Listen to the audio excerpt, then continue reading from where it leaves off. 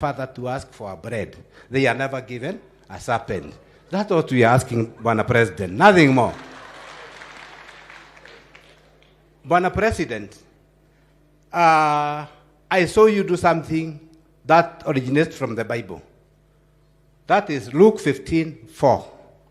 There is this person, a herder who had sheep. 99, moja ikapotea. You remember that? When one got lost, he forgot the 99, went searching for that one to bring it home. When I saw you in Homa Bay, when I saw Orengo talking good about you, I said you are fixing this country, Mr. President. Mr. President, there's a story that people say that somewhere in Kerugoya GK represents, one time people want to swim kwa mto. So when they were swimming, a mad person came and carried their clothes. Kuchukua nguo zao, he started running with their clothes. Kuona anakimbia, the ones who were swimming who were naked started running after him. Please forget these Kionis of the world. Forget Akina Kioni, Jeremiah Kioni, forget about Raila Odinga, forget about Kalonzo. They are the ones who are running and they are the ones who are mad. Let's not run after them. Those ones we will fix. We don't need those ones, Akina Kioni, tuachie hao. With Akina Devo Chieng here, a rebel of Raila for many years, we'll fix that. Bwana President, we have strike a deal with Didi Nyoro today. I've given him the list of the roads that are not tarmacked here.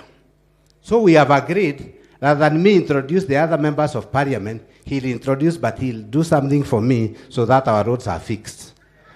But before I call the Nyoro Bwana President, we appreciate your leadership.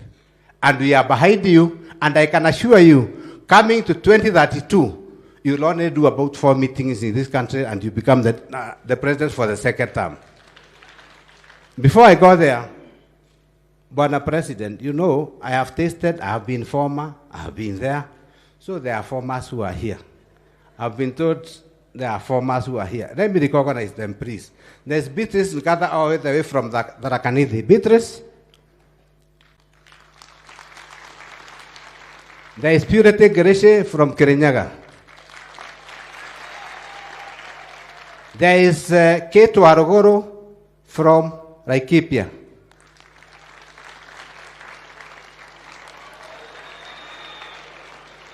Peter Daberi, who was the deputy governor of Anu Aigoro before, akapotea lain kidogo.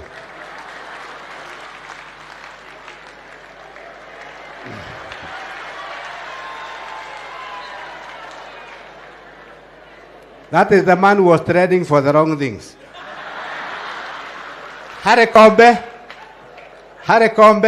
all the way from Magarini. Huh?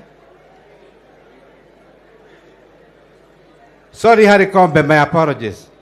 Senator Daniel Kalaba. Hata huyo alipoteza laini kidogo, lakini sasa mwaka inakataa. Ndung'u Gedeji from Tetu.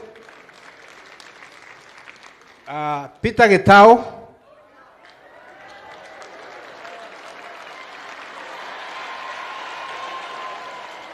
And the one who had warned me not to mention his name, but I will have to mention him because tuko Kirinyaga Central, is Kigeugeu. Mheshimiwa Gachagua. Tuko kanisa hatutaenda Kigeugeu, tutaenda huko nje tukitoka. It's my great honor to invite one man that I respect so much, the chairman of budget. Huyo tumesema tutakuwa deal na yeye. Kirinyaga Central and Kirinyaga County. Aweke pesa kwa barabara zetu. Sikuwe nywe. It's my honor to invite and welcome my friend Didi Nyoro.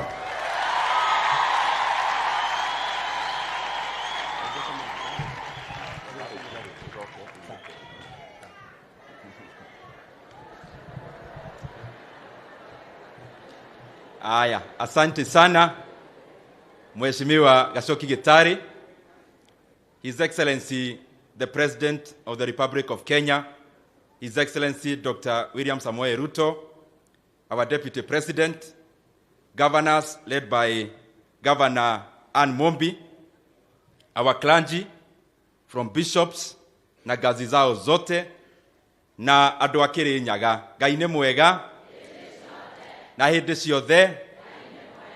Bwana Yesu asifiwe. Murega rĩngĩ andũ a Kirinyaga. Kabla niendelee, Mheshimiwa Rais, ningetaka nipongeze sana hawa viongozi wa Kirinyaga, kwa sababu hata wakituongelesha ni watu ambao wanaonekana they are representing the people of Kirinyaga in a very good manner. From the sobriety of GK to the forthrightness of Mary Maingi to the brain of Gedenji to my brother Gashoki Gitari, asanteni sana kwa kuongoza watu wa Kirinyaga vizuri. I want to take this opportunity before I say one or two things to introduce my colleagues, sitting members of parliament, na nitawauliza kwa heshima wasimame niwatambulishe, alafu sasa nitasema moja. Tafadhali tusimame kwa sababu we are already here earlier, tunaweza simama kwenye tuko. Na tuko na Mheshimiwa wa Tigania West, Mheshimiwa John Mutunga Kanyuithia. Tuko na Mheshimiwa wa Ugenya constituency, Mheshimiwa David Ochieng. Na nipate leader amechaguliwa na chama yake. Tuko na Mheshimiwa Gideon Kimayo, Mheshimiwa wa Keio South. Tuko na Zahir Jihanda, Mheshimiwa wa Nyaribari Chache. Tuko na Mheshimiwa Engineer Joses, Mheshimiwa wa Mgwen pale Nandi.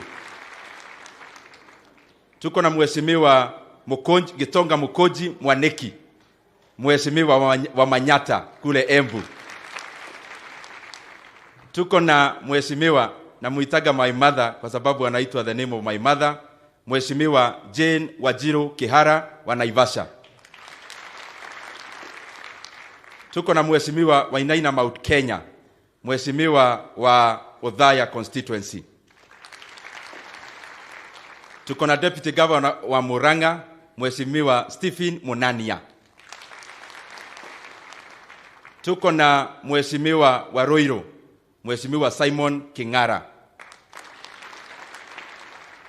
Tuko na Mheshimiwa Gathoni wa Mushomba, Mheshimiwa wa Githogori pale Kiambu. Tuko na Mheshimiwa Konya Donya, pole sana, Mheshimiwa Donya wa Kisii. Asante sana. Mheshimiwa Kombe ametoka kule Pwani na ako hapa siku ya leo. Na kwake ni Magarini constituency. Asanteni sana. Mheshimiwa Rais, niruhusu kwanza nichukue nafasi hii nipongeze sana na niwapee asanti kubwa watu wa Kirinyaga, kwa sababu tulikuja hapa kuomba kura tukiandamana na wewe na Deputy President, na hawa watu walikuwa wamepewa temptation ya juu sana na wanaelewa hiyo temptation ya Gishogo, lakini pia wakasema wanachagua kiongozi ambaye atapeleka Kenya mbele. Andũ a Kirinyaga, reke njore Kanyaga akademucokerie ngatho cia mwanya muno muno muno ni ũndũ wa gucagura njamba ĩno na kura nyingĩ muno makiria. Na ndimucokerie ngatho tondu mainyu mutirengarengaga mwaki. Inyuĩ andũ a Kirinyaga nĩ ndiramũrutĩire ngobia na nginya thaa ici ĩrĩ yothe ndĩmũrutĩire ngobia. Tondu mageririe njĩra ciothe na ndikwenda gũthiĩ na thutha harĩa tumĩte. Na mageria njĩra icio ciothe mũkĩmera Kenya ĩno nĩ yanyu. Kenya ti ya itonga igĩrĩ ithatũ, Kenya nĩ ya Kenya othe. Na mũgĩcagũra njamba ĩno na kura ikĩingĩra gĩkabu, mũgĩkindĩra, mũkĩongerera na igĩtĩkĩrĩra, na rĩu Hasla nĩwe president wa Kenya. Ayo mengine, Mheshimiwa Rais, unajua nimetembea na wewe na mimi hata sisemi na kupongeza. Na kupongeza number one kwa sababu tulizunguka Kenya tukaambia wakulima watapata pesa kwa mfuko. Na true to your word, now we have subsidized inputs. Mheshimiwa Rais, pia umepea naibu wako jukumu ya kuangalia mambo ambayo ni ya muhimu sana in our region. The issues of tea and coffee and other cash crops. And I know progressively we are moving towards an era of guaranteed minimum returns for our cash crops. Pia Mheshimiwa Rais, CBC ilikuwa imezungusha maprofesa, imezungusha au viongozi wengine. You have come, and in your first year we will now have an implementable CBC. Na kupongeza kwa sababu umesema wale watu wako junior secondary waende katika primary schools, because we want to make basic education affordable. Na nataka pia niseme kwa niaba ya wazazi ambao wanatusikiza. Nimekuwa nikisikiza wazazi wa Kiharu, nimekuwa nikisikiza wazazi wengi katika Kenya. Tuko na ombi, najua unaijua, kwa hivyo nakupongeza. Hii maneno ya placements ya form 1s, especially those who have done very well in their KCPE. Na nakupongeza kwa sababu unaelewa hiyo maneno. Vile tumeacha delocalization ya walimu kwa sababu walikuwa wanateseka kwenda Bali, wengine wakienda retire. Even these form 1s ambao wanaitwa national schools, tungetaka tuunganishe Kenya, that is fine. Lakini kwa sababu I know your agenda is to make basic education affordable. Mtu wa Kirinyaga akipata 400 marks, kwa sababu iko mashule mingi ya national, asipelekwe Bali sana kwenye mzazi anatafuta fare alafu anatafuta school fees. And I've said that because I know you already know about that. Tutaunganisha Kenya wakienda university, so that first of all waende national schools na waendelee na maisha yao ya kusoma na kuunganisha Kenya wakikutana na wengine wakiingia university. Jambo ya tatu, Mheshimiwa Rais, among your many agenda ambayo umeanza, iko moja ambayo ni ya umuhimu sana kwa vijana wa rika langu. Hii maneno ya housing project. And I know it has become one of your flagship projects.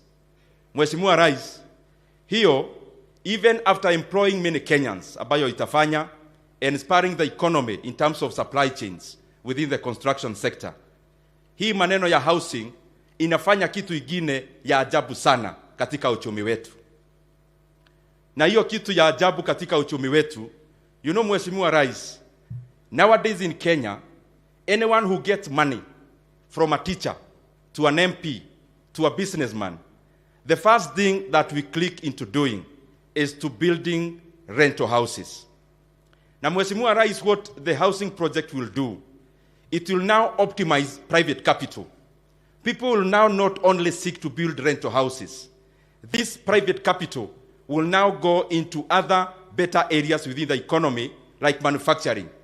Instead of building a 20 million flat, a person now would rather build a factory employing many Kenyans and adding value. And there is a great correlation to that, because Mheshimiwa Rais, China as a country has grown after, first of all, making sure that 90% people own homes. It has over 90% home ownership. Singapore has around 93% home ownership. What comes first is the ownership of houses, so that now people can free up their private capital into doing things that are more productive in our economy. And I'm sure within a very short time, we are going to head there. Ya mwisho. You know, Mheshimiwa Rais, mimi nimetabea na wewe. Na mimi nahurumia. Nahurumia sana. Wale watu wanafikiria naweza tisha wewe. Mimi nimetembea na wewe hii Kenya. Na kama iko maumau, Mheshimiwa Rais ni wewe. Kwa sababu wewe hautishiki. Hakuna mtu anaweza kuletea maneno ati anakutisatisha. Sasa juzi nimeona iko watu wameenda pale South Africa, mpinzani wako wa last year. Na nimemuona katika ile pahali tunakumbuka Nelson Mandera. Nikitaka nimuulize kwa heshima, kwa sababu hata kimiaka yeye ni mzee wetu, kwa hivyo namheshimu. Akienda pale South Africa ni vizuri akague Nelson Mandela Madiba. Yeye alikuwa kiongozi wa namna gani? Yeye hakuwa kiongozi wa kutisha watu na wa kurusha mawe na wa maandamano. Now the circus is now becoming even comic, because the other day tuliwaona wakisema iko na whistleblower ati amekuja na maneno ya uchaguzi, ati yeye alikuwa na server yake na kompyuta yake na form 34A yake, na akifanya hiyo addition anasema ana whistleblower ati vile uchaguzi ilienda. Nataka niwaeleze hawa whistleblowers, tulikuwa na World Cup na World Cup imeisha. Pengine hapo mngepata kazi ya whistleblowing. Kwa hivyo hii maneno mnasema ati mna whistleblow, hiyo maneno tafadhali mpe nafasi wa Kenya waendelee na maisha yao. And there is one specific fellow called Jeffrey Smith. Jeffrey Smith came, mtu hapo tu ni Muamerika, na tunaheshimu wa Amerika kwa sababu tunafanya biashara nao na ni marafiki wetu. But this specific one founded a company called Vanguard Africa. This guy, last year during the elections, he was one of the contractors of Azimio. And they signed a contract upwards of $15,000. He was paid some money, ingine hajalipwa.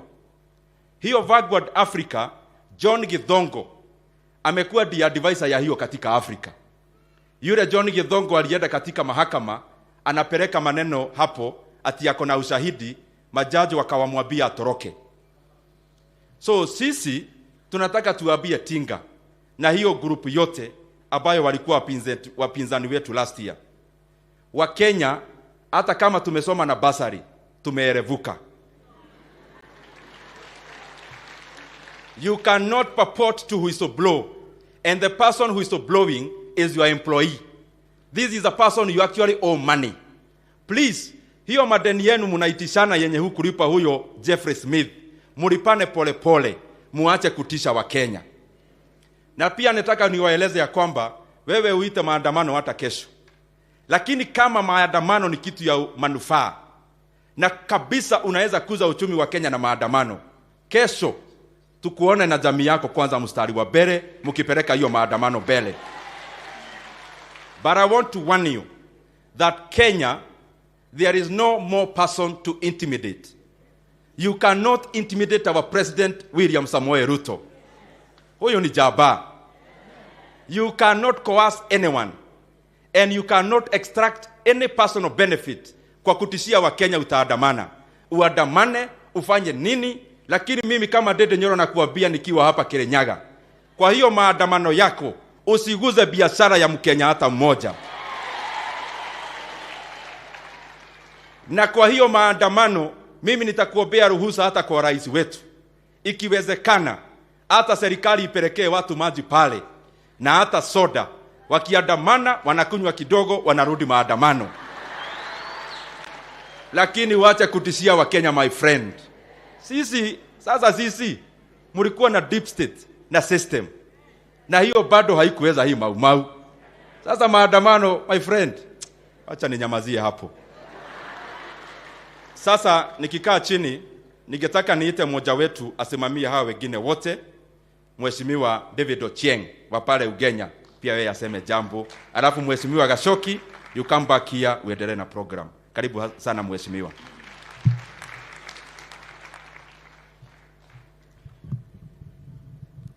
Thank you so much, Ndung'u Ndindi. To the Holy Church, the clergy, to our President, His Excellency William Samoei Ruto, to our Deputy President Rigathi, to the Governor for Kirinyaga, all governors, all senators, MPs, all protocols observed. Good afternoon. God is good, and all the time. I'm so happy to be here this afternoon, and so blessed by the word. I'm so sure that all of us are blessed this afternoon by a very ably delivered word. Watu wa Kirinyaga mko? Muko? Mimi naheshimu sana watu wa Kirinyaga. Unajua mnasema mlipiga kura, amujui kile kura yenu ilifanya kwa hii nchi. Ileweka yeye rais ndio. Lakini hiyo sio ile mlifanya kura yenu. Kura yenu imeleta kitu moja kubwa sana kwa nchi. Imetoa udanganyifu kwa siasa. Kwa sisi, nataka usikie sisi kule Nyanza tuliambiwa kwamba 3 weeks to elections mtakimbia huyu, mtaacha yeye mpigie ule mwingine. Walisema 3 weeks to elections hivi Kikuyu wote watawacha William Ruto waende hiyo side nyingine. Mulienda? Mulibaki pale.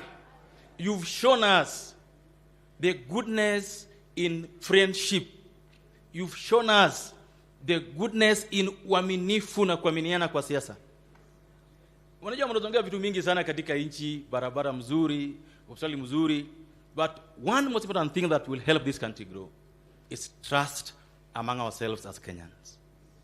Na katika Kenya saizi, rais wanasema wamefanya vitu mingi sana. Lakini pundits are saying that in the last 6 months, the best that he's achieved as a president is to unite the country more than anybody else in our history. Mulimuona last week Nyanza alikuwa huko last week. Didn't you see how he was received? He didn't pass through anybody else. Hakupitia mimi, hakupitia somebody else, alienda yeye direct kwa wananchi. And he is loved there. And so, I want to tell Central Kenya that you may think that you only voted for William Ruto as president. No. You've shown the country that standing together, united, not lying to each other, can help this country grow. May God bless you so much for standing with him. Number 2, that's very important, is that for us to grow this country, grow the economy, have a good country with us, we must learn to hold each other's hands. Kama naenda kuanguka, unanishika mkono huku. Kama naenda kuanguka, unanishika mkono huku. Mmemshika muungana huyu William Ruto mkono when he was at his lowest. We saw love from Central Kenya to him. Tukaambiwa kwamba Kikuyu na Kalenjin watachana. But you've shown that it's possible as a country to elect somebody because of his policies, not his tribe. Because of what he stands for, not his tribe. Because of what he says he's going to do for the country, not his tribe.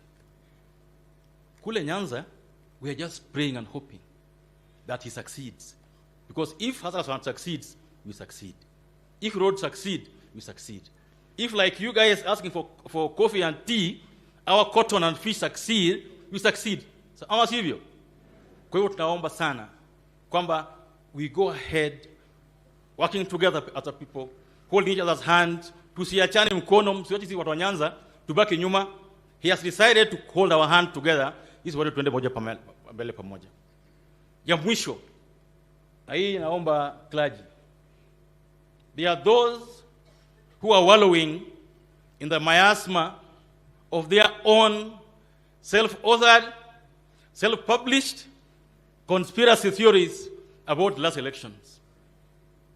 The last elections were done perfectly. Chebukati announced the results. Mbona mmengoja Chebukati atoke ndio waseme wako na dossier? Mbona wangesema kama Chebukati yuko kwa kiti ndio wajibu? Wanangoja Chebukati anatoka leo, kesho wako na dossier. Rais, unajua mimi na wewe tumekuwa koti mambo ya siasa. 2017 yenyu na Rais Uhuru ilivunjiliwa mbali, ukasema turudie. Yangu pia ilivunjwa mbali. Mimi nikaenda High Court nikashinda Court of Appeal, nikashinda Supreme Court, ukanisaidia. Nikashinda ile ODM pale Nyanza kwa election, the first time ever in history, 2019. Sasa ningependa hivi kwamba losing elections is something very difficult. Inakuwa na machungu mingi sana. Wale wangana wako na machungu. Lakini tusikubali kwamba machungu yale yapo yaharibu mpango zile nzuri tumeweka kama nchi. It's very important that we work together. Ensure that the country is united. And ensure that as we develop the country going forward, you carry everyone along. We bake a big cake, Kirinyaga ipate kidogo, Nandi ipate kidogo, Siaya ipate kidogo, kile mtu apate yake. Na kama sisi kama wa Kenya pia zile burden za nchi, tulipe ushuru, We share the burdens and share the gains and grow together. God bless you and thank you so much.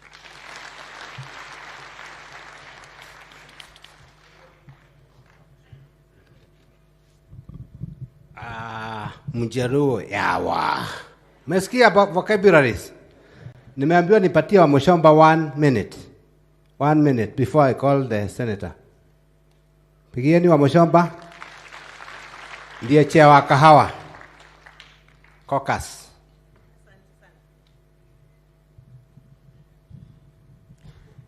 Asante sana kwa kunipatia nafasi. Nishikilie hata hiyo space ya wamama kwa sababu for now I am the current chair of Kenya Women Parliamentarian Association and it would be good to have a voice of the women. Your Excellency, the President, mpendwa wetu tunakupenda. Rigiji, hata wewe twakupenda sana. The only thing that we can give thanks for, like our able preacher has told us, is to thank you in advance for what you are planning to do. We have been taught a lesson today to learn to give thanks even for what we are expecting. Nimeheshimika sana nikatengeneza tukiwa na wajumbe wenzangu caucus ya wajumbe wote wa Kenya na seneta wale wametoka kutoka eneo ambazo zinakuzwa kahawa. Goko Kirinyaga kwena kahua. Goko kwena mashani kana chai. Ne muhatiririkite ta ithu andu a Kiambu.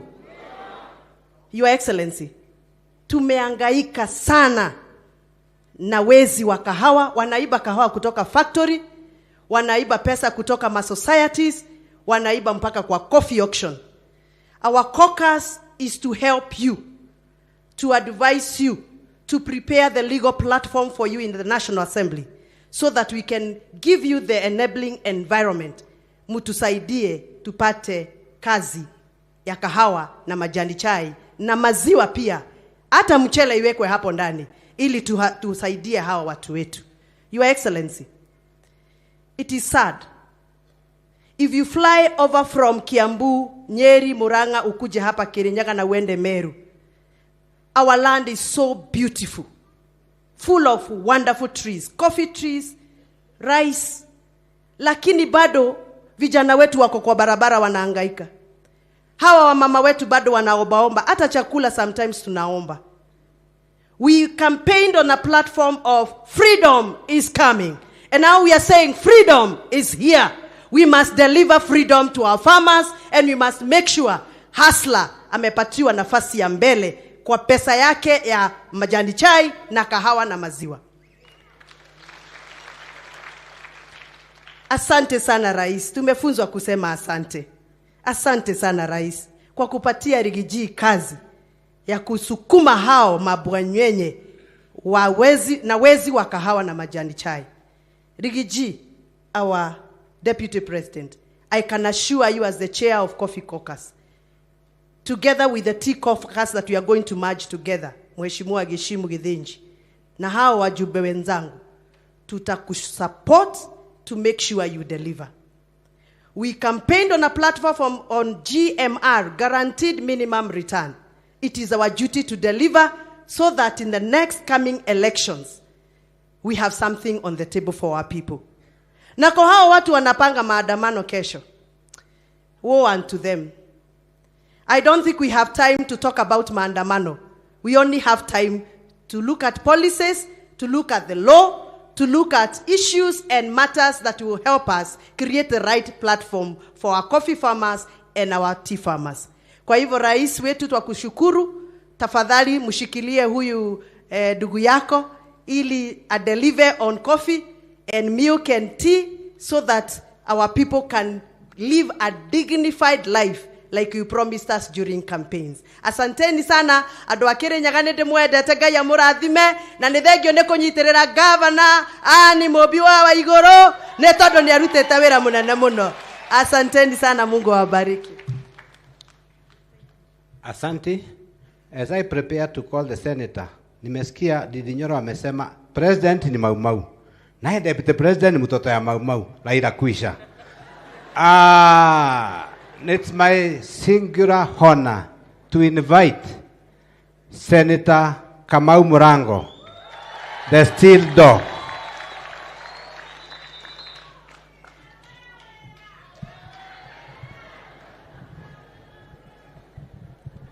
Asante Mheshimiwa Gitari.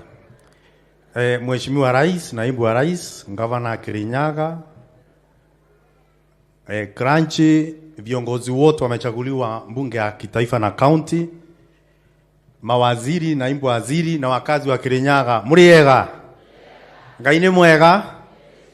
Na indi ciothe? President, muna Deputy President, korono muririkane, hapo nibo twarugeire rwimbo rwetagwo na Ruto ni kuoya aciangi ni guthimira no tuteko ina umuthi ni kanitha na president tukbingo tokaga kuina kuingira kibaro giki kwa thina kuingia katika uwanja ilikuwa shida. President na naibu rais, leo hii tumekuja maombi kama tumelindwa. Wakati huo tulikuwa tunafukuzwa kwa sababu kuna Mungu mbinguni. Nitachukua nafasi kwanza niweze kuwatambulisha wale maseneta tuko nao siku ya leo, na si wengi sana. Kwa hivyo ningeomba tusimame maseneta ili niweze kumtambulisha.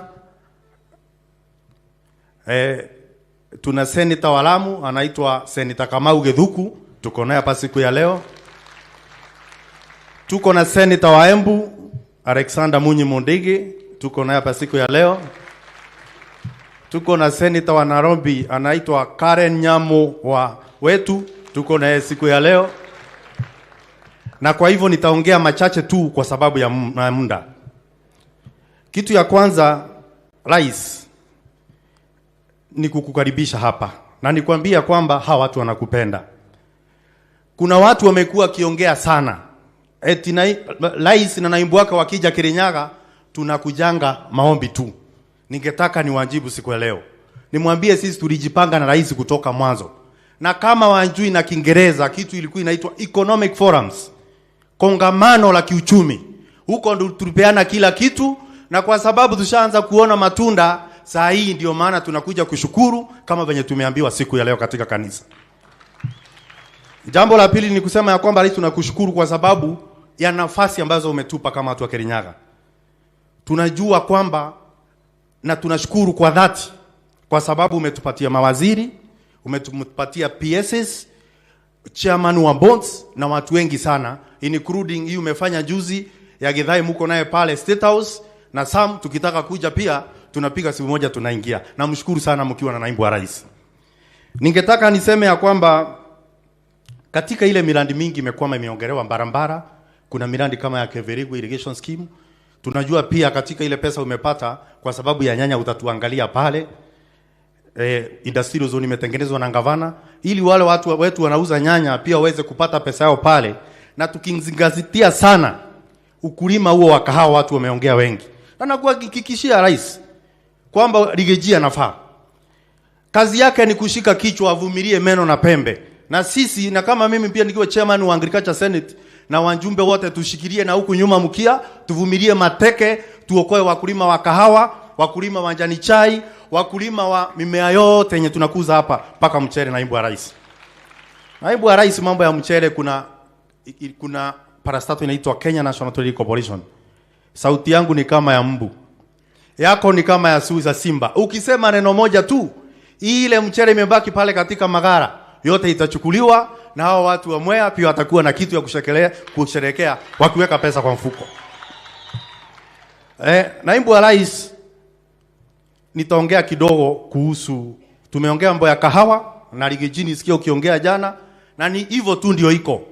Kutoka mkulima wa kahawa wakutane na mkunywaji wa kahawa. Hapa katikati piga ndeki, nyorosha. Hawa wakikutana maneno itakuwa imeisha. Niko na bill, Mheshimiwa Rais, Rice Bill 2023. Hiyo bill inakuja kutatua maneno ya mchele, Mwea, Bunyala, Kano, Mbura na sehemu zingine. Sauti yako ukiongea na Kimani Ichung'wa mwambie ikifika huko isisumbaishwe. Na hiyo ingine nimeona ingine ya William pia ya Senator wa Bomet. Mambo itanyoroka.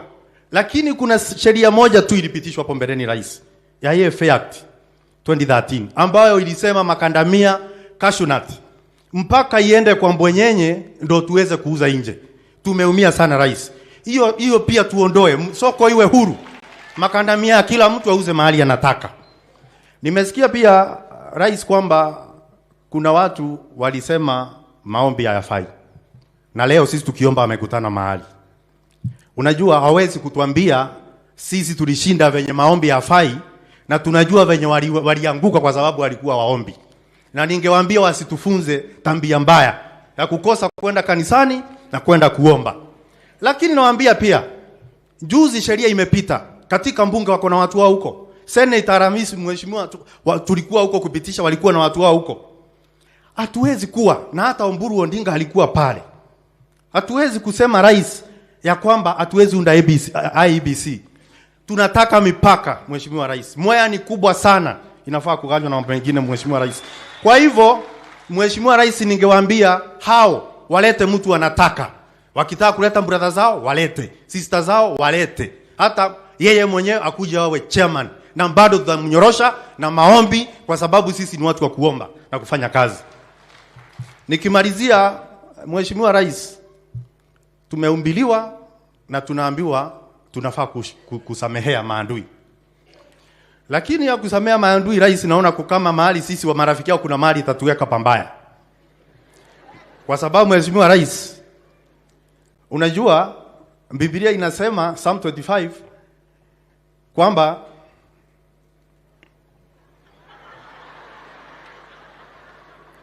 asante mheshimiwa. Tunaona ya kwamba Biblia inasema Psalm 25:5 kwamba utaandaliwa meza mbele ya adui wako wakule wakikutazama. Sasa wewe mkiwa na Rigathi Psalm 23 nimekosea kidogo. Tunaendelea kusoma tu. Mkiwa na Rigathi, mkisamea maadui wenu wote. Na kwa sababu lazima unambii utimie. Utaenda pale muandalewe meza. Na sisi ni marafiki zetu tutakuwa pale kwa laini. Alafu maadui watatafutwa, utaitwa mradhe, upatikane umemsamea. Wengine umesamea watu wote. Sasa kwa sababu ya unaambii mpaka utimie tutaambiwa sasa kwa sababu kuwe na watazamaji wewe Murang'a kuja kwa sababu na mazo inaweza tazama na wewe MP wa Kirinyaga Central kuja utazame kwa sababu hakuna maadui. Kwa hivyo ile meza ukiandaliwa bakisha maadui wawili watatu wakukutazama wakati utaandaliwa meza pale ili tusije sisi marafiki yako tukuje tuende utakuwa tazamaji na sisi ni marafiki wako. Na gavana wa Kirinyaga pia uchunge kwa sababu una macho ya kutazama kama sisi lakini utaambiwa kwa sababu hao watu ni wewe kiongozi wao kuja hapa ukuwe supervisor. Kwa hivyo uongeleshe rais na naibu yake maadui kidogo si mbaya kwa sababu wanafanyanga upate baraka. Na ya mwisho kabisa hii maandamano iko hapo kesho. Nadhani hawajui rais vizuri na sisi pia hatujui vizuri. Rais na Rigathi Gachagua naibu wetu wa rais. Unajua kuna mtu mjinga ndo uchemsha mawe na anajua vizuri haya hivi. Ningetaka niwaambie kesho anapanga kuchemsha mawe haya hivi. Rais wetu ni mawe. Namba 2 nitawaambia wakidhani kwamba amerauka watapata sisi tumekesha tukiwangojea. Wapange tu lakini wakifika pale watatupata wapi? Na rais Mswahili usema kimbembacho kikivunja ni nafuu kwa mchukuzi. Hiyo ni kusema uongozi ndio hiyo kimbembacho. Kuvunja ni kile kumwagika ya kile kitu kimembembwa. Wachukuzi ni hao watu wanatuharimbia. Wakati wanataharibu uongozi wako, tuanze kuvunja. Ndio itakuwa rahisi kwao kuongea maovi kutuhusu. Naomba tusiwaruhusu, tukae ngumu, tukae ngangare. Mungu akubariki sana rais na naibu wa rais. Na watu wa Kirinyaga wanakupenda sana na tutaenda na wewe safari moja. Asanteni sana. Na kwa heshima na taadhima nitachukua nafasi hii kumwalika gavana wetu Ani Mobi wa Igoro ili aweze kuongelesha watu wake. Makofi kwa gavana.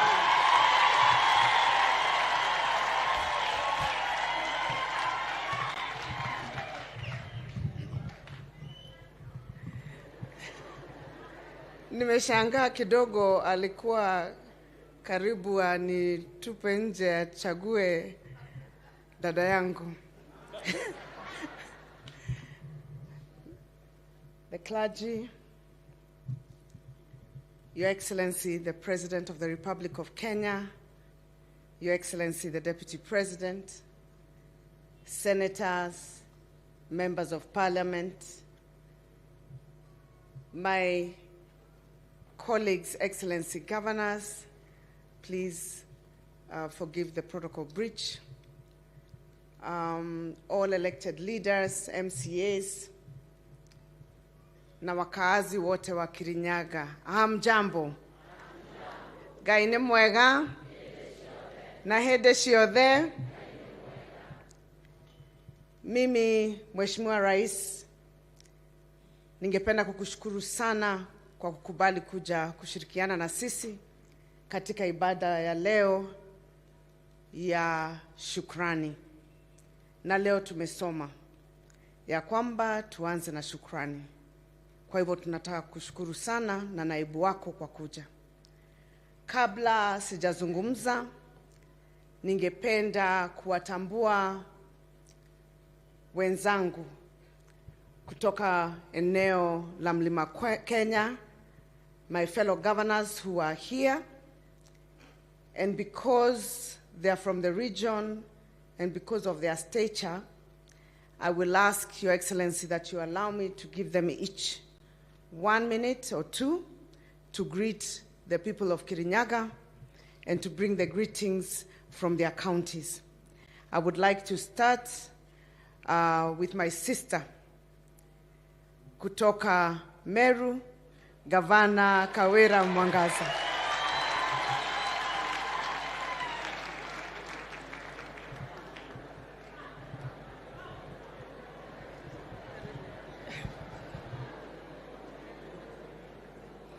Your Excellency, Rais wetu tunayependa sana, Deputy wako, Rigathi, clergy wote, bishops wote, watumishi wa Mungu, governor wenzangu, senators present, members of parliament, na kanisa lote la Kirinyaga.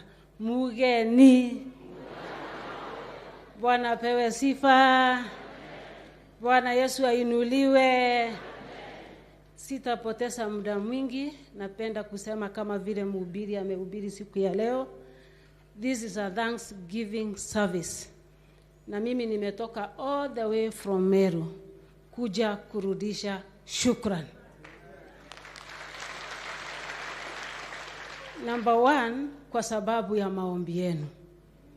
Mliombea Meru County na mkaombea gavana wa Meru. Mungu awabariki katika jina la Yesu.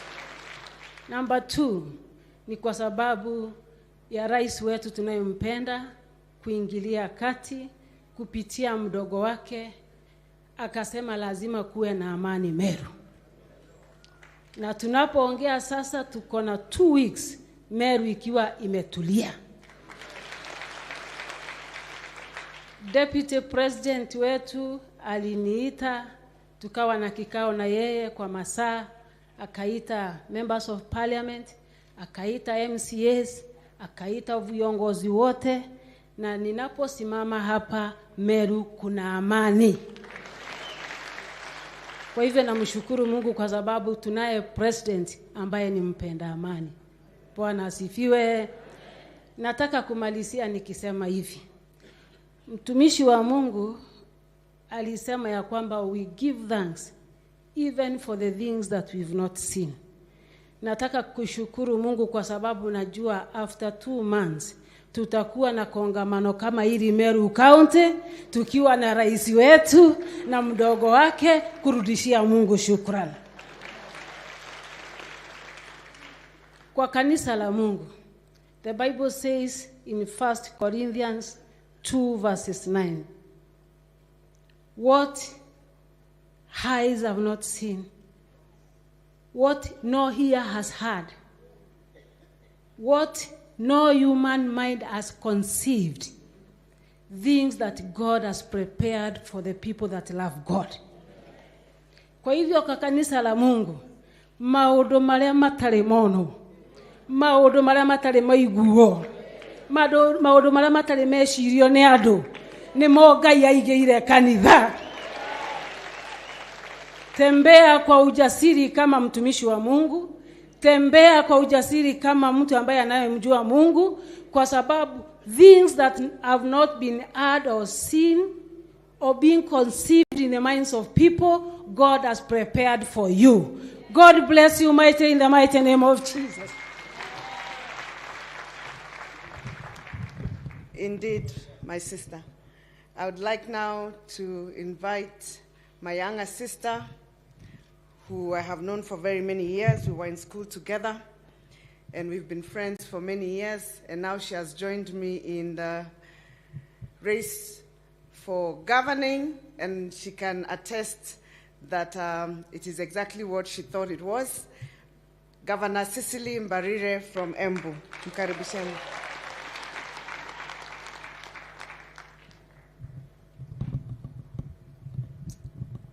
Thank you very much, Governor Anne Waiguru, the House of Clergy, Your Excellency, the President of the Republic of Kenya, Your Excellency, the Deputy President, all leaders present, na wananchi watukufu wa Kirinyaga, hamjambo, muyega renge, ngedha isiarierare, Bwana asifiwe. Asante sana, tumeshukuru kuwa hapa. Your Excellency, we've come here because there's no difference between Kirinyaga County and Embu County. We are good neighbors. We live very well together.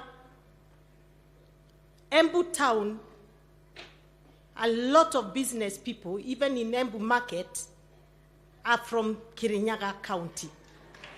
And we give them a conducive environment to do their businesses. And we work very closely together. So I want to thank you for being here today, and especially so for the opportunity to listen to a very powerful sermon by Bishop Wanderi. And you know, Your Excellency, I've been wondering how come tangu tushinde, which was August, you and your deputy have been having Thanksgiving every single Sunday. And I kept wondering, I don't know when this Thanksgiving will come to an end. But having listened to the bishop, sasa nawaelewa. Because we have been told the more you give thanks, the more you're blessed, the more good things come your way. And so we must keep giving thanks for what God has done and what we hope and believe he will do in the future, including reviving our economy. Your Excellency, let me add my voice to those leaders ambao wamesema that you did a good thing to give our able deputy a chance to revive the coffee, tea, and milk industry. Your Excellency, when you came to Embu for a similar function on 4th of December, I told you that the people, the farmers of tea, coffee, and milk are suffering. And they are suffering because of cartels. They are suffering because the people who buy their produce make more money than the farmer who works round the clock for one full year tending for that crop. In fact, Your Excellency, hao wakulima wa kahawa, wa majani, wa maziwa, they are poorer than those who don't have. Kanategua ndoeto. So we are happy Your Excellency, Deputy President, has taken this matter very seriously. I have listened to him. I know he has met the MPs, and we are looking forward to a meeting with the governors. Let me give you an example, Your Excellency. In the coffee sector, once the coffee cherry leaves the factory, inaenda kwa mila. Mila ndiye ana mill, na ndiye ana, the same miller has a company in another name as a marketing agency. The same marketing agency, kahawa ikienda kwa auction, ndiye ananunua in another name from outside the country as a buyer. and they determine the prices, they determine the grading. There's nowhere the farmer is involved to ensure that in fact the coffee that goes to the miller, the quantities and the grading is exactly what came from the factory. They are richer 1,000,000 times than these farmers. Tunasema wakati ya wao watu kuvurushwa imefanya nini? Imefika. And Deputy President, we shall support you in that agenda. I am particularly very passionate about it because I am who I am, Your Excellency. Because my father paid fees for me from the coffee sector. Today, these farmers cannot get school fees from the coffee sector. Kwa huo torauga na torera rigiji arute wirata gwikatia. Na mikore yeo anengioka gukuono mere out ninja. Wakati wao umefanya nini? The reason why it was not possible to reform coffee and tea sector in the past is because these people are such billionaires. They made sure they bought every single person who was in power. Especially if you are a minister of agriculture. Wanakuja kukuona usiku na briefcase. So we are happy. We have a man who believes in our family. The Deputy President, who spoke about tea and coffee and milk everywhere he went in Mount Kenya. We are happy we have a president who spoke about tea, coffee, and milk everywhere he went in this country. And so we know hawa watu hakuna mahali ya kwenda. Na hata Mheshimiwa Linturi aliniambia yeye hawatawahi muona. So please help us. Nituetekaneria ndo wetu. Asanti sana. The other thing, Your Excellency, macadamia nuts. Ilisemekana some time back that the only macadamia ambayo inaweza leave the country is processed macadamia. It was a good idea because the idea was to make sure we help local investors to start off investment in macadamia. But what happened? They also created a cartel. The Chinese who used to come and buy macadamia in Embu and Kirinyaga would buy up to 150, even 200 shillings a kilo for macadamia. Wakati wa rivurushwa, today, farmers are selling their macadamia for not more than 40 shillings a kilo. Nadiauma. So we also want that law to be reviewed. Wacha tupeleke macadamia yetu mahali pesa iko. Because at the end of the day, tulisema tunataka pesa mfukoni. There's a market that is between, right at the entrance of Embu and Kirinyaga is Makutano Market. Kuna barabara ya Maumau inajengwa hapo, inaelekea towards Nyeri.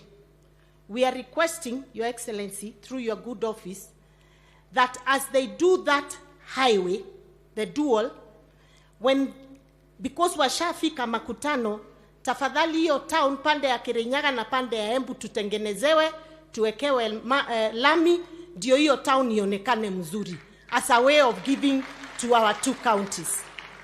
And Your Excellency, we also look forward that hiyo Maumau Road itakuja ipite Kirinyaga, iteremke Embu, iende Tharaka-Nithi, iende mpaka Meru, because Maumau was for all of us. So tungetaka hata sisi tusaidike na Maumau. Finally, Your Excellency, you know, there's a way people want to distract you from doing the right thing. And I can see people have started distracting, but I'm happy you're not the kind to be distracted. Wameanza sasa maandamano. Wazungu kutoka Amerika wanaongea, sijui Jeffrey Smith anasema, we know how things happened and we know we won and I'm ready to give evidence. Evidence ambayo hawakupeleka kwa Supreme Court wainyamazie kabisa. And we want to tell Mzee Raila Odinga, you started maandamano in 1990s when I was in secondary school. 97 ukasema you are rigged out. 2007 you are rigged out. 2013 you are rigged out. 2017 you are rigged out. 2022 you are 5 times, my friend. Unaendelea tu, utaki kukubali kwamba umeshindwa. Let us tell him something, that you are now old enough to be mzee wa mboma wa kupatia the other leaders advice. You are in your late 70s, for heaven's sake. How much longer will Kenya continue to suffer because of your actions?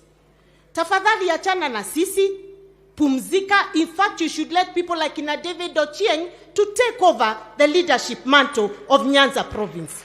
That is what is leadership. Na pia, Your Excellency, I don't know whether you know there was a meeting in Mombasa ya viongozi kadhaa na wanajijua, and I'll tell you their names. Nao ndio wana finance huyu mzee, na ndo tunataka kuambia hata wao wafanye nini, wakome. Na wakicheza, mimi mwenyewe nitasema majina yao. Muthenyari yo ari iguru parigisi matige gututhumbura kana atia. Ngai wa moya murathime. Your Excellency, you're most welcome. We are looking forward to seeing you in Embu on the 1st of June. Madaraka ndega akorwa Embu na mambo mazuri kutoka serikali yako imeanza kuingia Embu. Tumefurahi sana. And watu wa Kirinyaga mmekaribishwa, na tutakuwa na stadium kubwa sana hapa Njokere. Njokere is right at the boundary of Kirinyaga and Embu. Kwa hivyo watu wa Kirinyaga pia watasaidika hapo, and we are very, very happy. Ngai ya murathime muno na nitumwendete na mukaga Embu mutakuinaina ni kwenyu. Thank you. Thank you, sir. We will be coming to Embu without fearing. And now, finally, Governor of Tharaka-Nithi, tafadhali mkaribisheni. He is also our in-law, Governor Mudomi Njuki.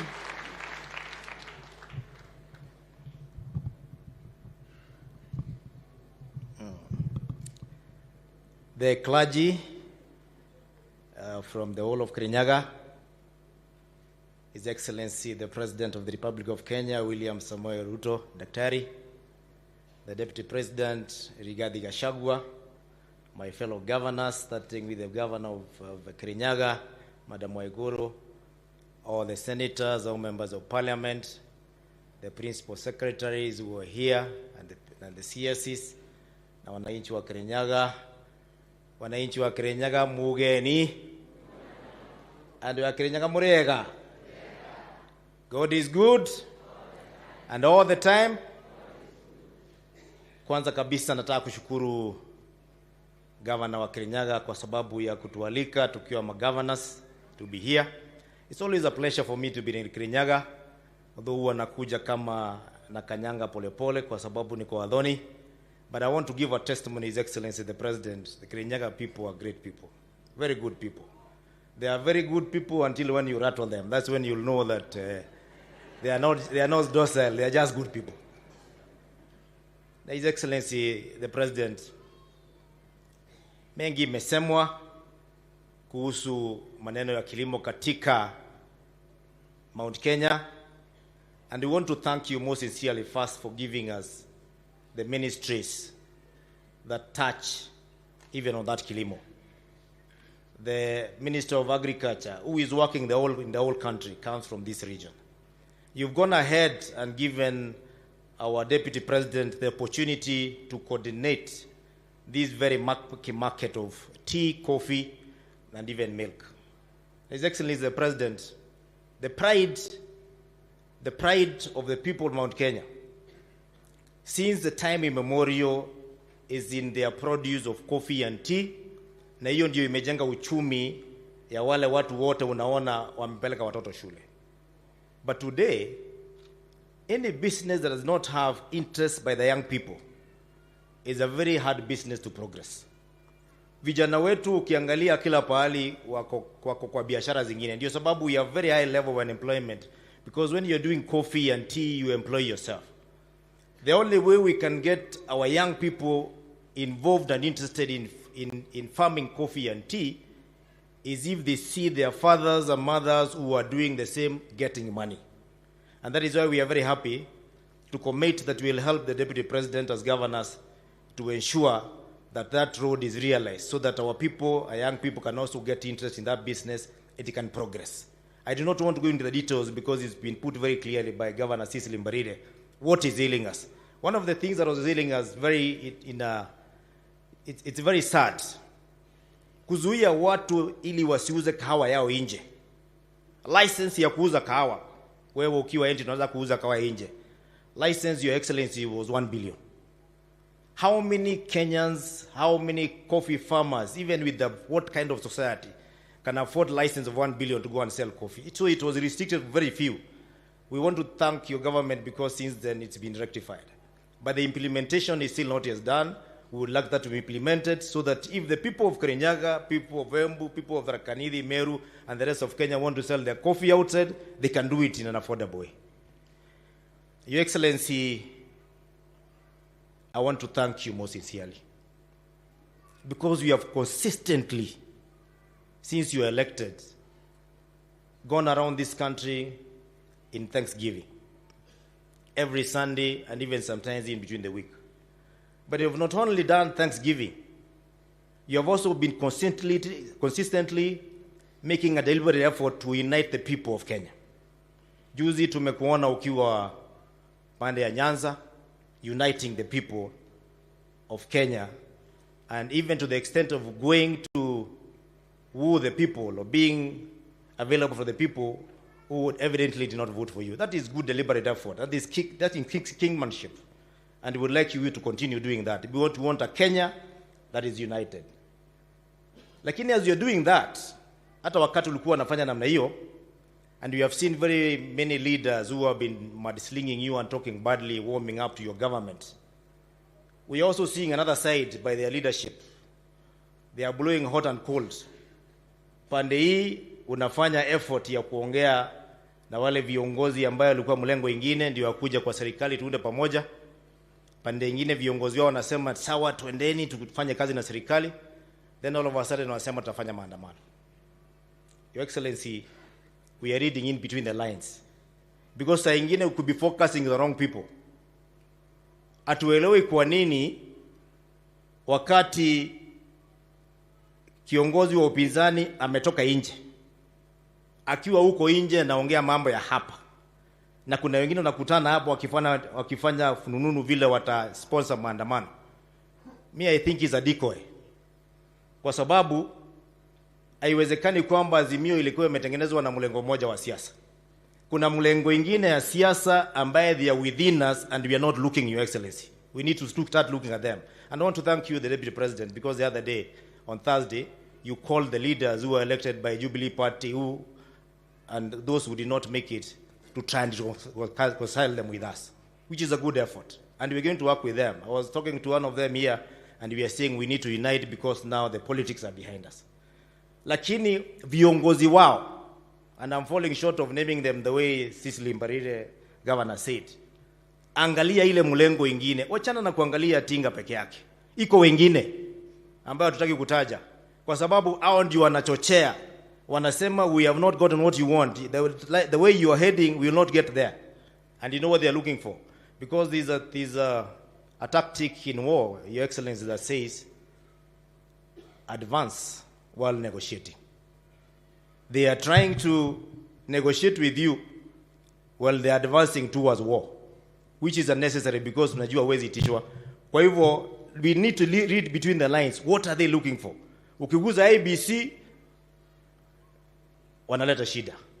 There's a possibility they don't want the IBC to be formed according to the law. They want to be involved outside the law. We would like you to ignore that, Your Excellency, and focus on what is supposed to be done according to the law. Sisi tukiwa hapa, kwa viongozi wa Mount Kenya in general yote, east na west, tunataka kuhakikisha tuko nyuma yako all the way, and we're looking forward to you coming to the other counties, including Tharaka-Nithi, so that we can continue giving thanks and we can continue uniting our people at the east. Otherwise, tuko ngangari, tuko na wewe, na hao wote wanatajwa kina Smith, kina yule mwingine alikuwa na blue hizo naitwa Gedongo, na Kioni wao tumewaonea 18 kwa sababu tunajua sababu yao hawana haja na Wakenya waendelee mbele, they want to sabotage you, and we won't tell you ignore them, not at their own risk, but at our benefit. Thank you very much, and God bless you. Thank you very much, Governor Muthomi Njuki. Your Excellency, a lot has been said, and I will not repeat all the things that have been said. But when we got the phone call from His Excellency, the Deputy President, that you were coming, and there was going to be a Thanksgiving service, Your Excellency, I got together the clergy at the governor's residence, and we deliberated on how we will have a joint effort to ensure we have a successful day today.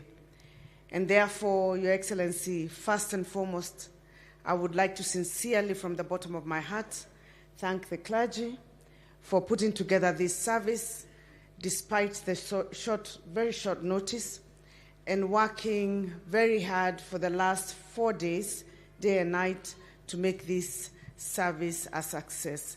Asanteni sana.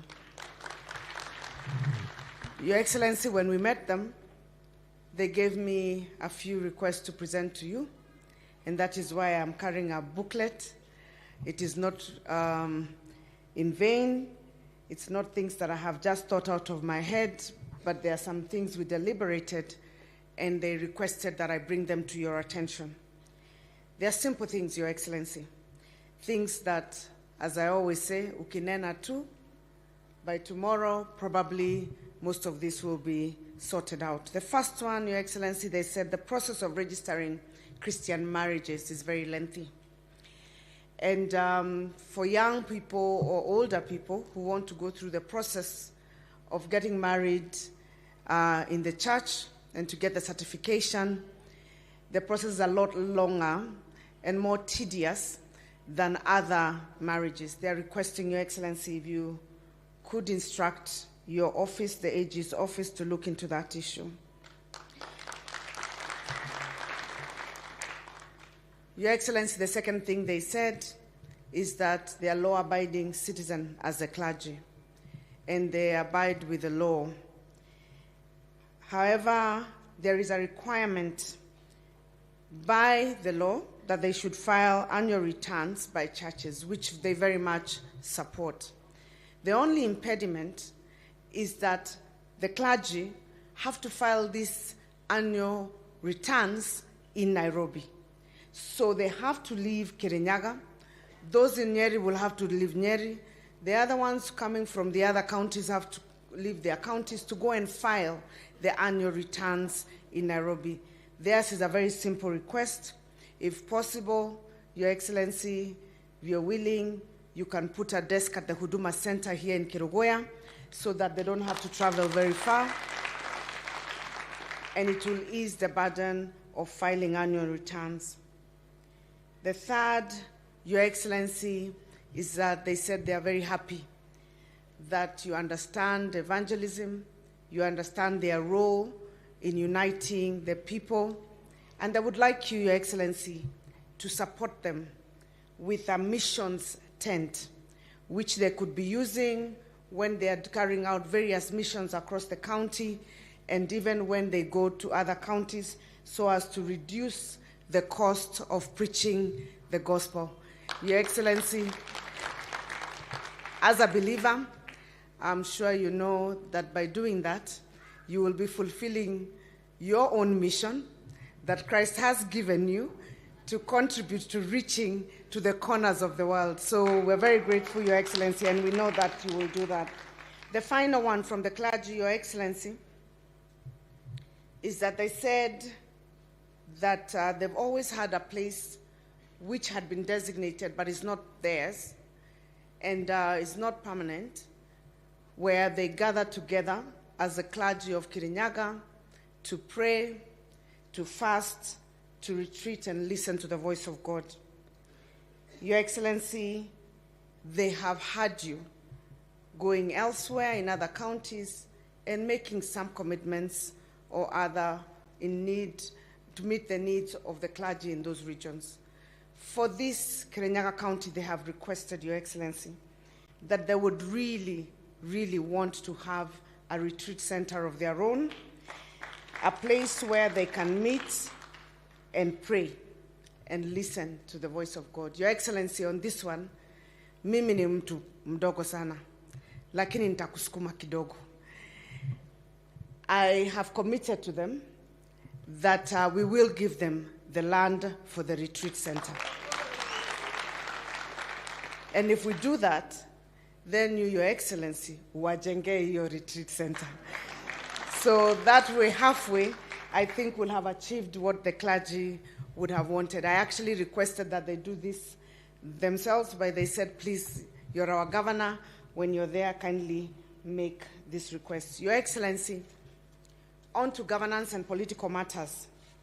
We also, when we were preparing for you to come, we met with the county leadership, we met with the elected leaders, and we agreed on quite a number of things, but many of which I will not talk about today because those are things that we will talk in other forums when we go to the Deputy President's office, when we go to the Minister's office.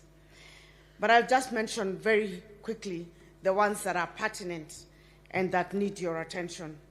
Your Excellency, today we were taught Thanksgiving, na tunakushukuru sana kwa ile pesa ulitupatia ya canals. Tulipata barua kutoka kwa ofisi yako, 400 million, na NIB was instructed to start taking necessary action. Sisi kwa upande wetu, we promised you 200 million.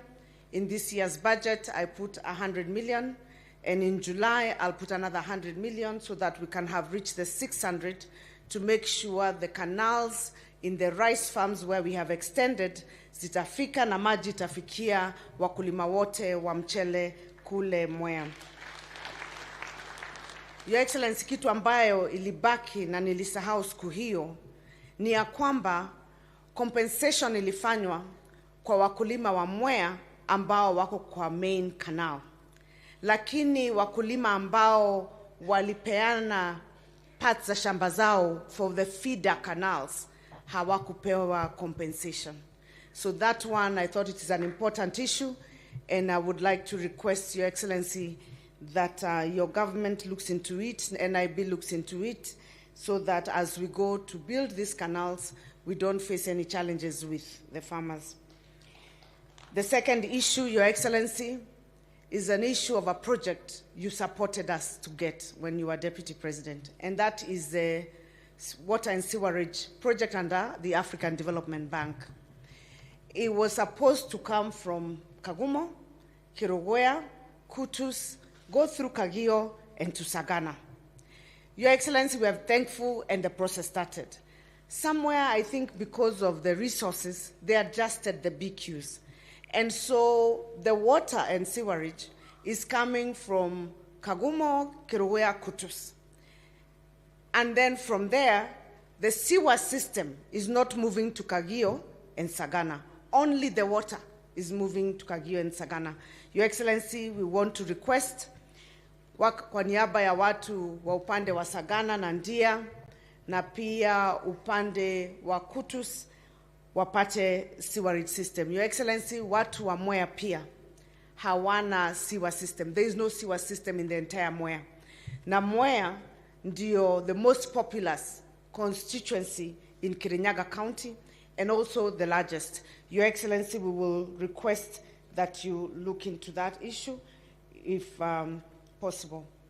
Your Excellency, tumesikia uko na dams, 3 or 4 dams in every county. And in discussing with the colleagues, there was one particular dam that was supposed to have been done some time back in Gekombo, somewhere up in this constituency of Kirinyaga Central. And we are asking Your Excellency, as you prioritize the dams, that is one of those that can be in a PPP. And because of the population of Kagumo area and Kerugoya, it can actually be one of those most feasible dams, and we ask that you prioritize. The other 2 dams, we agreed amongst the leaders that we met that those 2 other dams for Kirinyaga County ziende upande wa Mwea, upande wa uko South Ngariama, na uko chini Mwea East and West because of the dryness of the area. So, Your Excellency, that was the request from the leaders on the dams. Your Excellency, kuna barabara nyingi sana zilikuwa zimeanzishwa. Na barabara hizo zimekwama. Upande wa Mwea kuko na hiyo Mutithi Kagio ilikuwa ikuwe 65 kilometers, only 63% is done. Tunaomba Your Excellency, if you look into it, we'll be very happy. Kuna barabara ingine ya PI Murindoko, Kiomboni na Ndindiriko. Hiyo ilikuwa ya 55 kilometers, only 12% is done na imestall. Your Excellency, upande wa Geshogo kuko na barabara ya PI ya kuenda Mbiri, Ngiriambu ilikuwa ya 55 kilometers in total. Only 5% has been done. Ilianza na ikasimama. Your Excellency, upande wa Central, huku Kirinyaga Central, kuna barabara ya Kerugoya inaenda Rutue, Kianderi, Atumbi, 60 kilometers. Hiyo imefanywa asilimia 88%, halafu ikakwama, haikumalizika kabisa. Your Excellency, pia upande wa Ndia kuko na barabara ambayo ilipeana wakandarasi ni ya Sagana, Kathaka, Vigoko, Mururi, Nyamindi na ni 54 kilometers, na kazi ile ambayo imefanywa huko nadhani ni feasibility study kwa sababu report inasema ni 2%. Your Excellency, ningeomba ya kwamba tunajua pesa ni kidogo, lakini sisi tunaamini. Sisi ni watu ambao tunaamini. Mimi nakumbuka ya kwamba Yesu pia alikuwa ameshikwa mahali huko wewe. Alikuwa na multitude ya watu, walikuwa na njaa, walikuwa wamemsikiza. Vile sisi tulikusikiza wewe. Halafu hakuwa na kitu cha kupatia watu wake. Lakini kulikuwa na mtoto mmoja alikuja na samaki 2 na mikate 5. Na sisi tunajua wewe umepewa na watu wa Kenya na watu wa Kirinyaga na watu wa mahali pengine samaki 2 na mikate 5. Tunaamini ya kwamba hiyo pesa itakuja. Ukianza kugawa itaendelea kuongezeka na utabaki na zaidi ya vikapu 12. Tuna imani. Kwa hivyo kama mna imani watu wa Kirinyaga, mna imani, sisi umesikia tuna imani. Kwa sababu tuna imani ya kwamba utaweza, ukianza kugawa itaenda ikiongezeka na ubaki na vikapu zaidi ya 12. Ndio kwa sababu tumeleta maombi yetu ya kazi. Anza na kugawia Kirinyaga pesa za barabara. Utaona ukitupatia hiyo 1,000 bilioni 1 hivi zitaenda zikiongezeka. Alafu ukipatiana pesa zingine za damu, utaona uko na zingine zaidi. Na ukimaliza kupeleka kwa Ndindinyoro kule Murang'a, na uende kule Nyeri, na uende kule Western na Eastern, bado utabaki, tuna imani, baada ya miaka 5 na zaidi ya vikapu 12. Hiyo ndio imani yetu. So, Your Excellency, we are very grateful and we want to thank you in advance because we know that you will put the resources. Tumeambiwa leo tushukuru kabla hatujapewa. Watu wa Kirinyaga mnashukuru. Mnataka hizo barabara zijengwe. Damu tunataka hizo 3. Tunataka sewerage plant yetu imalizike mpaka upande wa Sagana na pia iende Mwea ikipitia Wanguru mpaka Makutano. Halafu vile tauni zetu tumeombewa pia na dada yangu sisi lizifanywe. Mumeamini ya kwamba akianza kutugawia, na nakuambia Your Excellency, hebu jaribu uone. Kesho andika cheki ya Kirinyaga barabara 1. Alafu uone kama Friday hautakuwa umepata zaidi ya kuongezea kule kwingine. Tunaambiwa faith is the object of the things that are not seen. Lakini tunajua ya kwamba sisi tutapata maombi yetu. You've always been very gracious to us. I want to finish by thanking you, Your Excellency. Nilikuomba utusupport na industrial park. Na Your Excellency, tunakushukuru sana kama watu wa Kirinyaga. No korona turamushokeria ngatho ne tumuburire ruhi. Tunakushukuru sana, because that will be a game changer, not just for Kirinyaga County, but for the region. Your Excellency, we have put aside 250 acres of land. Previously, hiyo shamba ilikuwa imeibiwa. Nilienda kotini, tukangangana na tukairudisha kwa serikali. Title iko kwa Kirinyaga County. Your Excellency, nimeongea sana na mawaziri wako. I've been in every office, I'm sure they report, lobbying for various things. Tayari tumepeana shamba 20 acres from there for the low cost housing unit, na tumeambiwa itaanza hivi karibuni. Na nikushukuru, low cost housing ya Kerugoya tayari wamesign, walikuwa watu wetu walikuwa wameshaitwa kule NHC, National Housing Corporation, and we hope that it will start anytime soon. Sasa hii ni phase ya pili ya kule Sagana, na pia kuna ingine ya upande wa Mwea. Pia katika hiyo industrial park tuko na sports complex, tuko na TVET, na tuko na social amenities. We want it to be a mixed use industrial center, a climate smart industrial center. Sisi tunakushukuru kwa kutuombea pesa wakati ambao ulikuwa kule Korea, na tutashirikiana na ofisi yako kwa sababu ya basic infrastructure. Tumetafuta investors. As I speak to you, we have about 10 interested investors already lined up. Katika siku ya Wednesday, tutaenda na committees za MCA. We have booked an appointment with Tatu City. Tunaenda kuona vile industrial park zinafanana, ndio sisi tukufanye upgrade zaidi kushinda ile ya Tatu City. Na tuko na appointment on Wednesday with our MCAs to go and look at Tatu City. Your Excellency, we have banks already lined up to finance the investors to set up the factories. Your Excellency, hata cooperatives mbili za Kirinyaga already are lined up to set up their coffee processing factories at the industrial park. Just what you have heard about value addition. So we thank you, and we thank you in advance for your support, and we look forward to working with you going forward. Mimi maneno ya siasa sitaongea sana, lakini tuseme hivi: tusishinde tukishughulika na distractions ambazo hakuna mahali zitatupeleka. Kama vile Mheshimiwa Ndindi amesema, kama hawakukuweza, walipokunyanyasa, wamekuacha nje, wamedhulumu kila mtu ambaye amekuongelesha, watakuwezaje sasa? Umesonga karibu zaidi na Mungu, alafu huko na serikali, watakuwezaje?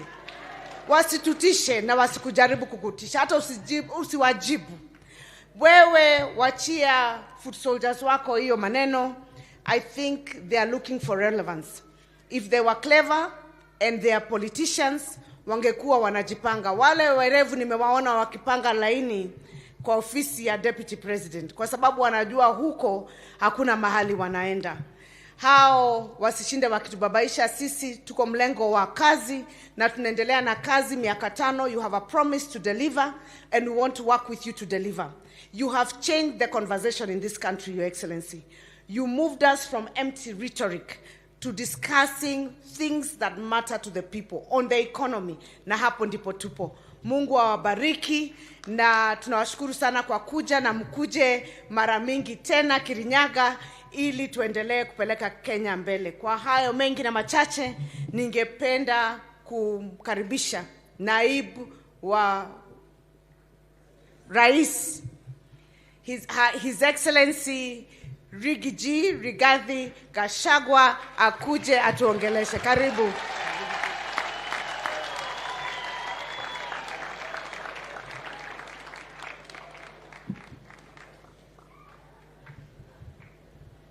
Thank you very much. Please be seated. Maaskofu wetu na kanisa, rais wetu mpendwa Mheshimiwa William Ruto, gavana wa Kirinyaga Mumbi Waiguru, magavana ambaye wametutembelea, waheshimiwa wabunge hasa wa hapa Kirinyaga na wale wengine ambaye wametembea, wageni wote ambayo wamefika hapa Kerugoya. God is good and all the time. Nisalimieni kwa haya mwathani agocwo. Mwathani agocwo rĩngĩ. Asante sana. Makasisi wetu, tumefika hapa kwa ibada ya shukrani,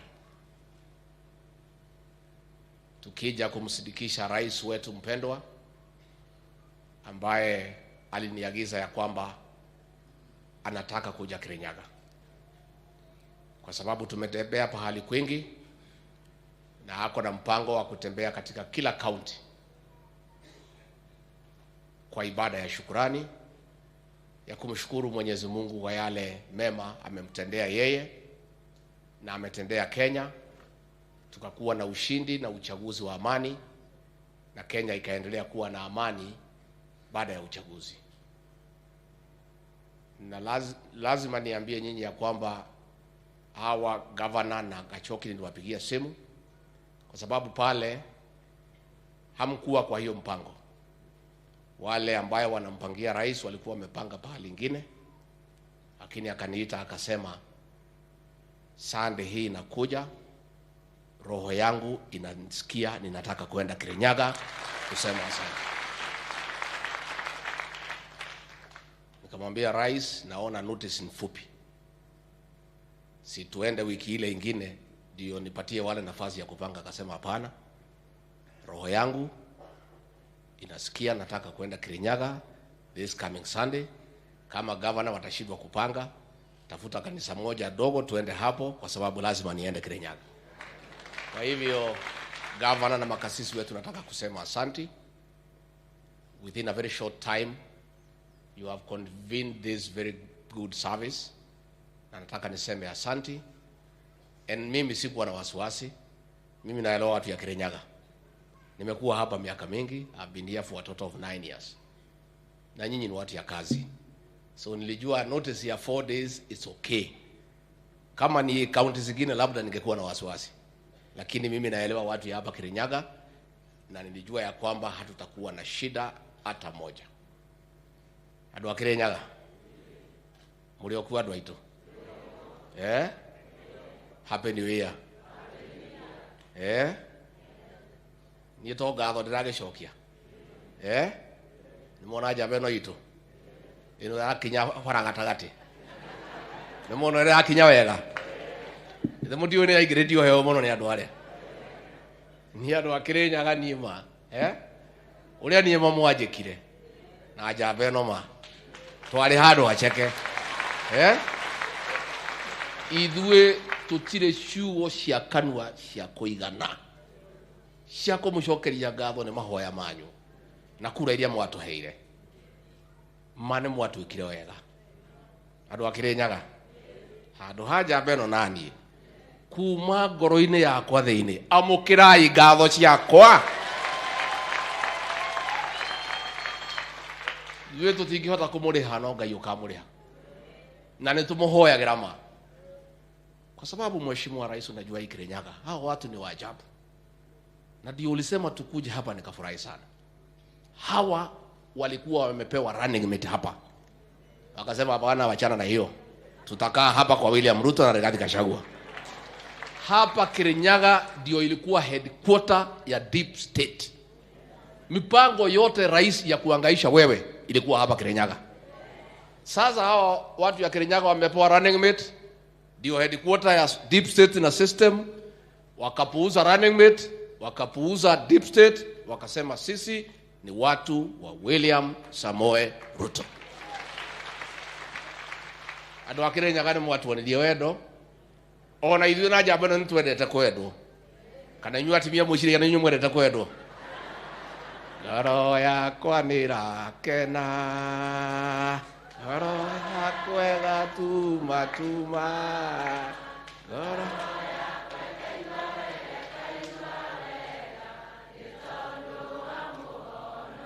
hau muno hau kono muhingure ngoro ya njamba ĩno ma nĩ ĩraigua wega na yakwa ĩkaigua wega muno. Mũramenya kaũndũ ũrĩa niĩ ndakĩbangĩirwo, Mudio ya twachura mabangeire. Mane mwatwikire wega na tutikano kana gushokia gatho. No ngija tuke tumurutire wira. Na ndio rais wetu amesema Kirinyaga iangaliwe vilivyo kwa mambo ya maendeleo na kwa mambo ya watu ya Kirinyaga. Na ndio ameweka watu chungu nzima kwa serikali yake kutoka hapa Kirinyaga, kwa sababu nyinyi upendo wenu ni wa ukweli. Tena watu ya Kirinyaga wakipewa kazi wanafanya. Waacha nisimamishe viongozi hapa muone mambo ya Kirinyaga vile yanakaa. Haya, gavana kuja hapa. Wapi secretary to cabinet? Wapi PS? Wapi GK? Wapi mheshimiwa GK? Wapi Jeremia Kamau? Wapi Hana Waitherero? Wanjohi Githae? Wapi Sam Gateri? Wapi Murimi Murage? Wapi Christopher Kenywa Wanjau? Hata Denzi Sitube kuja hapa. Kuna wengine wanauliza ati wewe ni nani kwa serikali ya William Ruto? Si ni mzuri tuwaambie? Sasa rais wetu kwa mapenzi yake kwa watu ya Kirinyaga na kutabua nyinyi ni wafanyikazi na mnaweza kumsaidia kutimiza yale ambayo ameahidia watu wa Kenya. Huyu governor huyu Mumbi wa Iguru ambaye alichaguliwa kwa kura nyingi sana, rais kwa mlengo wake wa Kenya Kwanza akapendekeza na kuunga mkono akuwe chairman ya Council of Governors. Huyo ni wahuraga mshari cha magavana mothe. So Madam Governor Kachi, rais akatoka hapo. Mlikuwa na kiti hapa ilikuwa strong ya yule Karaja Kibicho, si ndio? Tukiuka mego ile haona ke rais akaamua ya kwamba hiyo kiti aiongeze mamlaka ipande juu. Secretary to the cabinet, mwenye kupanga mambo ya serikali, mawaziri wote, mkutano wa baraza la mawaziri, yule ambaye anaushauriana na rais asubuhi saa 7 na jioni. Secretary to the cabinet ni mtoto wenu huyu, anaitwa Mase Wanjau. Mpigieni makofi. Mwebere kama mtiribere. Kaa chini secretary to cabinet. Akatoka hapo akapeana kiti ya principal secretary ya correctional services katika wizara ya interior. Na huyu Mary Mudhoni kutoka hapa Gishogo hapa pahali nilikuwa ndio principal secretary wa correctional services. Ndio huyo, mpigieni makofi. Akarudi hapo akajua mlikuwa na barabara mingi sana ambazo zilikuwa zinaendelea, na mnajua tumepata matatizo kwa sababu tulikuta store yetu hakuna kitu. Hata panya walitoroka, hakuna kitu ya kukula. Sasa akaona mpango ya maendeleo ya barabara za Kenya. Chairman wa kamati ya transport na barabara katika Kenya ni huyu mheshimiwa GK Kariuki, huyu wadia. Pigeni ya makofi.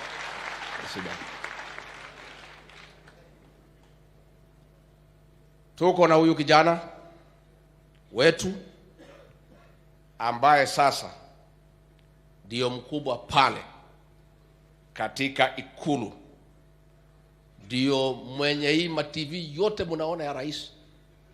Mkiona picha ya rais hapa natoka mzuri, mwenye kujibu ni huyu. Tumekubaliana? Huyu ndio mwenye pale kwa ikulu ya rais na mambo yote ya rais, na mimi ndio anatupanga picha namna hii. Sasa huyu anaonana na rais asubuhi saa 7 jioni. Sasa ukipata maneno ya Kirinyaga pia ukipanga picha unamnong'onezea rais, Kirinyaga anasonga. Ndio huyu kijana anaitwa Sam Gateri. No, Wanjohi huyu. Alafu tuko pia na huyu anaitwa Sam Gateri, pia ako pale katika ikulu akisaidia rais kwa mambo ya communication is one of our senior officers, mambo yote ya communication ya rais wetu.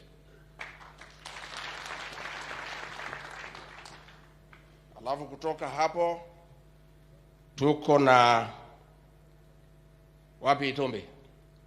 Kwanza mimi hii baada ya shukrani nataka turudishe shukrani kwa hii kijana that ya kwamba ako uhai. Huyu kijana. Unajua hii watu ya Azimio wanamkemea ati wewe ni nani kwa rais. Huyu ofisi yake inaitwa come here go there. Huyu ni mtu ya rais ya mkono. Hana ofisi yote pale lakini ndio mwenyewe. Anapanga hapa, anapanga hapa, anapanga hapo, anapanga hapo. Na Your Excellency, tukiwa hapa Kirinyaga tunasema asante kwa Mwenyezi Mungu. Huyu kijana alikuwa amepangiwa kuuawa. Si mnajua? Na amri ikatoka. Na Kinoti akatumana akachukuliwa. Akawekwa kwa gari.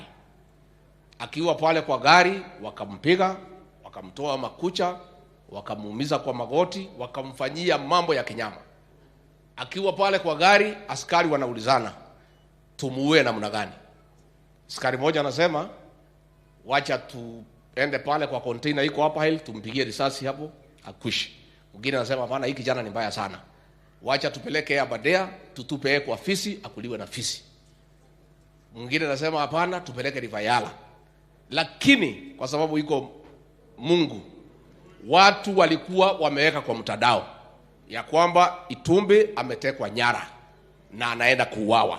Sasa wale wenye kutumana wakaigiza baridi.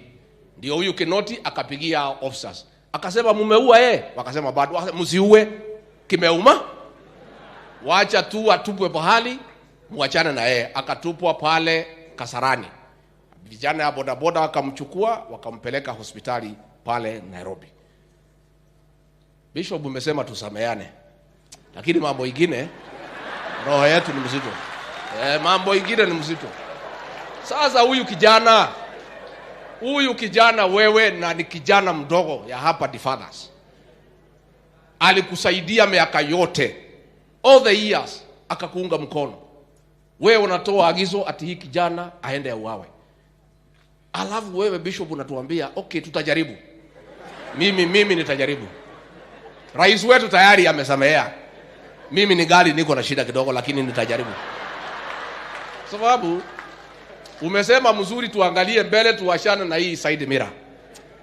Na hii side mirror mimi nikiangalia saa nyingine nachanganyikiwa na ninakuwa na shida. Lakini mimi nataka tushukuru Mwenyezi Mungu kwa maisha ya huyu kijana Dennis Itumbi. Wapi bwana Wanjau? Huyu Christopher Wanjau, mtoto wetu kutoka hapa Kiangai. Si mnajua yeye? Alikuwa DC na mimi zamani. Kuna hii kiti ilikuwa na Kimodho ambaye amestaafu on attaining the age of retirement, ilikuwa kiti hapa Kirinyaga. Huyu Wanjau kiti ya secretary wa National Registration Bureau. Rais amemrudishia, imekaa hapa Kirinyaga. Na wewe Wanjau uanzie Jerusalem. Ile vijana yetu yote hapa kuna vitambulisho uhakikishe wamepata. Kati watu wetu. So hii rais tunataka kushukuru hiyo kiti umeturudishia. Kutoka hapo tuko na nani mwingine hapo? Tuko na wapi Muremi? Huyu Muremi Murage mnajua yeye mtoto ya Stanley Murage. Yule alikuwa strategic advisor ya Mwai Kibaki. Si mnamjua Stanley Murage? Gimayu Magako. Gimayu Magako. Si huyo Murage alipeleka Kibaki mzuri. Mimi nikaona vile huyu Murage alipeleka Kibaki mzuri, wacha nitafute mtoto yake pia alipeleke vile alipeleka Mwai Kibaki. Sasa huyu ndio senior advisor katika ofisi yangu on coordination of development partners katika ofisi ya naibu wa rais.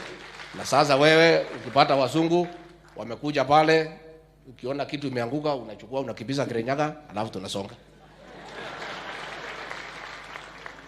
Tuko pia hii Murang'a ni mtu hapa Your Excellency. Lakini iko chairman yetu ya huyu Murang'a.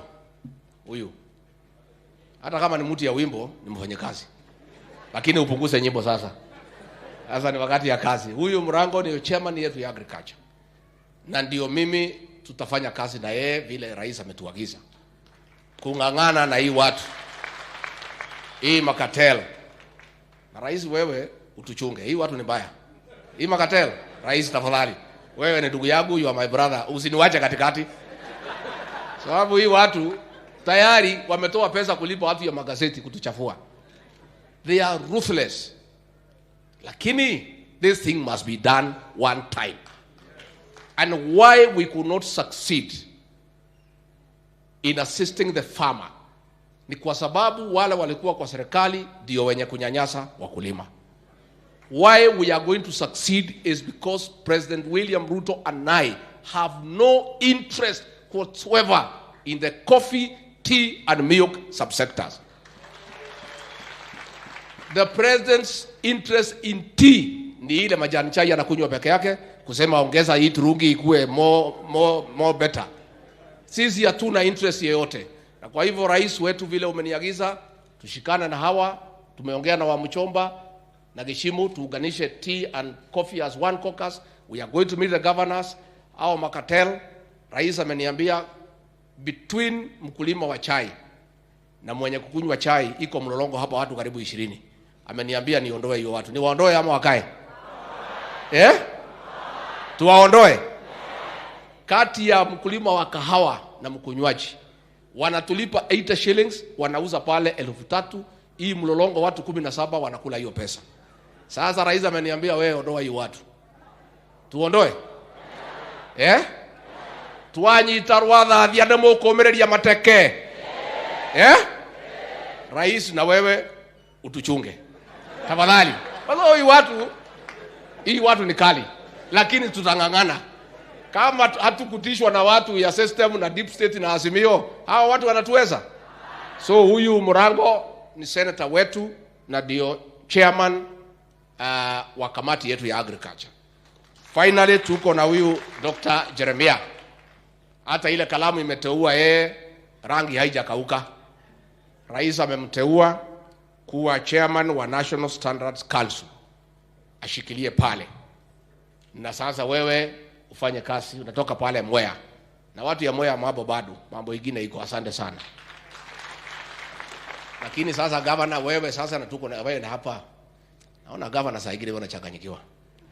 Wewe unasema rais ajenge retreat center peke yake, apate baraka peke yake. Sisi tutatoa baraka wapi? Na unajua rais anatupenda, lakini baraka hawezi gawia sisi. Kama ni pesa angetugawia.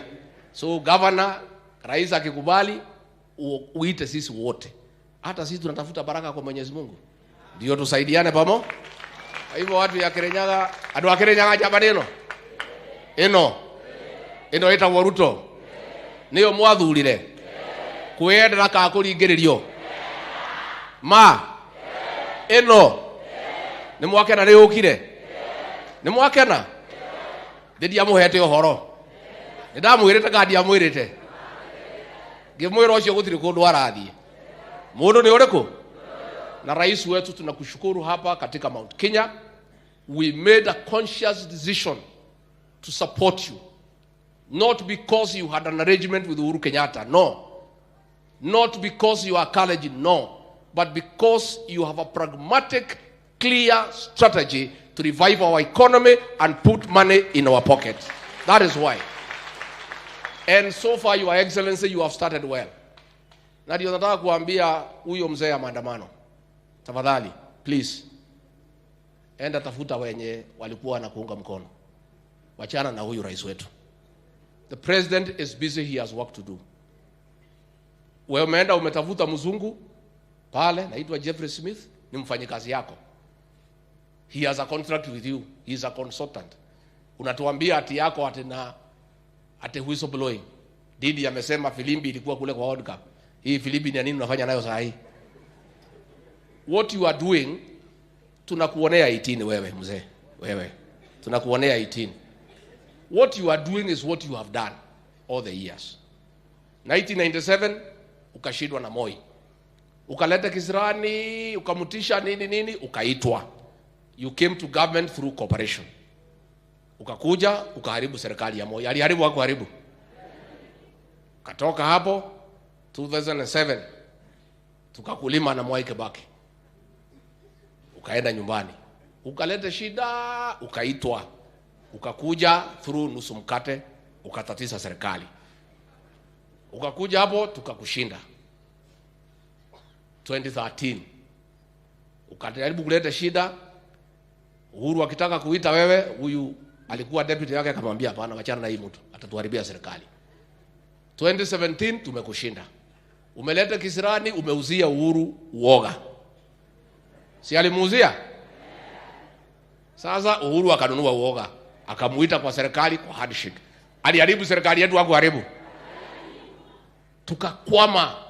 Unga ikatoka 90 shillings mpaka 230. Deni ikatoka 2 trillion mpaka 10 trillion.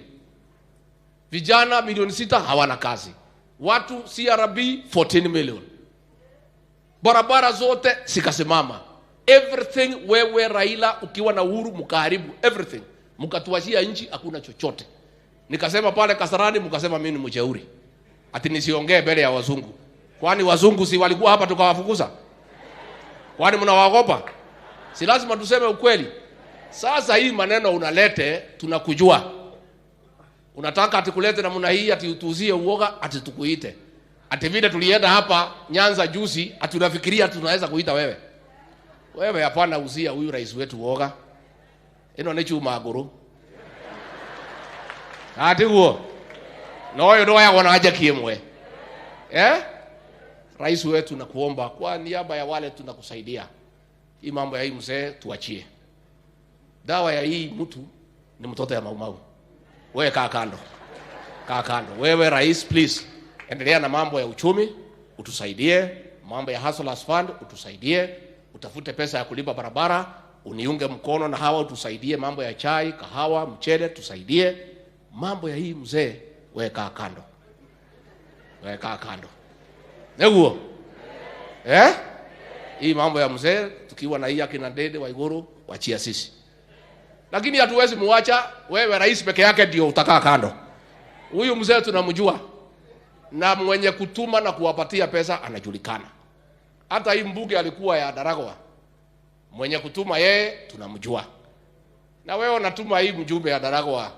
Si uongee wewe tukujibu. Mbona unatuma huyu mtu? Si uongee. Unamtuma ya nini na hiyo lugha ni yako? Hiyo lugha ya kuunganisha watu. It is you, we know you. We see you. We understand you. Don't say that fellow from Daragwa. Talk yourself. And we are here to manyana na wewe. Huyu William Ruto, huyu president wetu, one of my duties as deputy president is to protect his leadership. Na hakuna mtu ambaye atagusa yeye. Na rais tafadhali wachana na mambo ya huyu mzee, tuko hapa. Kuanzia kesho tutapanga na hao vile tutakaa na hii watu.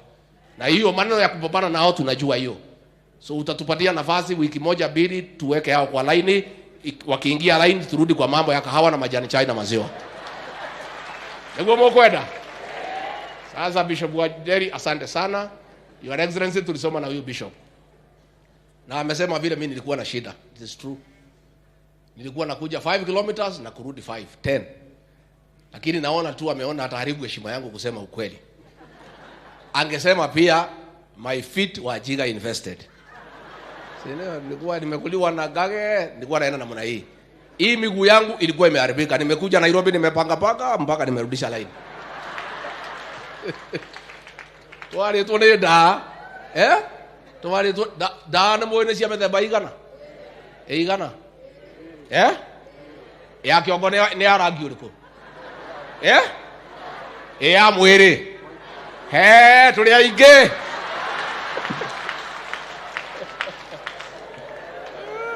Sisi Bishop, sisi tunatoa shukrani.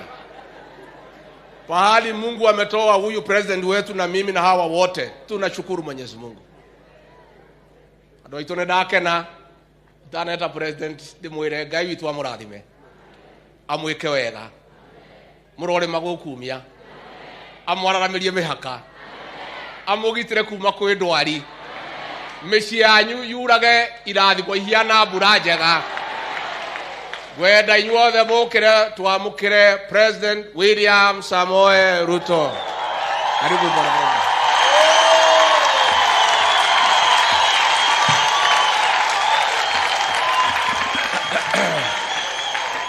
Asante sana Mheshimiwa Rigathi. Tafadhali tuketi chini. Asante sana. Asante sana. Viongozi wetu wa kanisa, maaskofu, wachungaji, pastors mlio hapa, ndugu viongozi wote wenzangu wa hapa Kirinyaga na Kenya mzima, wananchi wa Kirinyaga na Wakristo, hamjambo. Ando aito muriega. Bwana Yesu asifiwe. Munisalimia hata na huko nyuma. Bwana Yesu asifiwe. Hey. Kweli naona mmekuja. Kwanza mimi nataka nichukue nafasi hii nimshukuru Mungu kwa kutupatia hii nafasi ya kufika hapa Kirinyaga siku ya leo katika mkutano huu wa muhimu sana, mkutano wa shukrani. Na niwashukuru viongozi wote wa hapa, hasa waliotuongoza katika ibada na wananchi wengi mliofika. Leo tuwe hapa tumshukuru Mungu kwa mambo mengi ametufanyia kama Wakenya na kama watu wa Kirinyaga. Asanteni sana kwa kutukaribisha hapa. Tumekuja hapa kwa ibada ya shukurani. Na vile Askofu wa Nderi ametuambia, tuko na mambo chungu mzima ya kumshukuru Mungu. Tulikuja hapa kwenu tukiwa ni watu ambao walikuwa na matatizo mengi, tukaomba kura yenu, mkawa na imani, mkatushikilia, mkatupatia kura zenu. Leo tumefika hapa kumshukuru Mungu na kushukuru nyinyi watu wa Kirinyaga kwa kura zenu. Asanteni sana. Narudia tena kusema kwa niaba ya wote MCS waliopigiwa kura hapa, wabunge, seneta wetu, gavana wetu, Rigathi hapa na mimi, sote tunawaambia asante sana. Na kwa sababu mmetimiza sehemu yenu na mmetupatia nafasi ya uongozi, ile sehemu imebaki sasa ni sehemu yetu kuwatumikia, kuwafanyia kazi, kutekeleza mipango yote tulikubaliana na nyinyi, ili tuweze kuinua maisha ya kila mmoja wetu na kuinua taifa letu la Kenya, ikiwemo kaunti yetu ya Kirinyaga.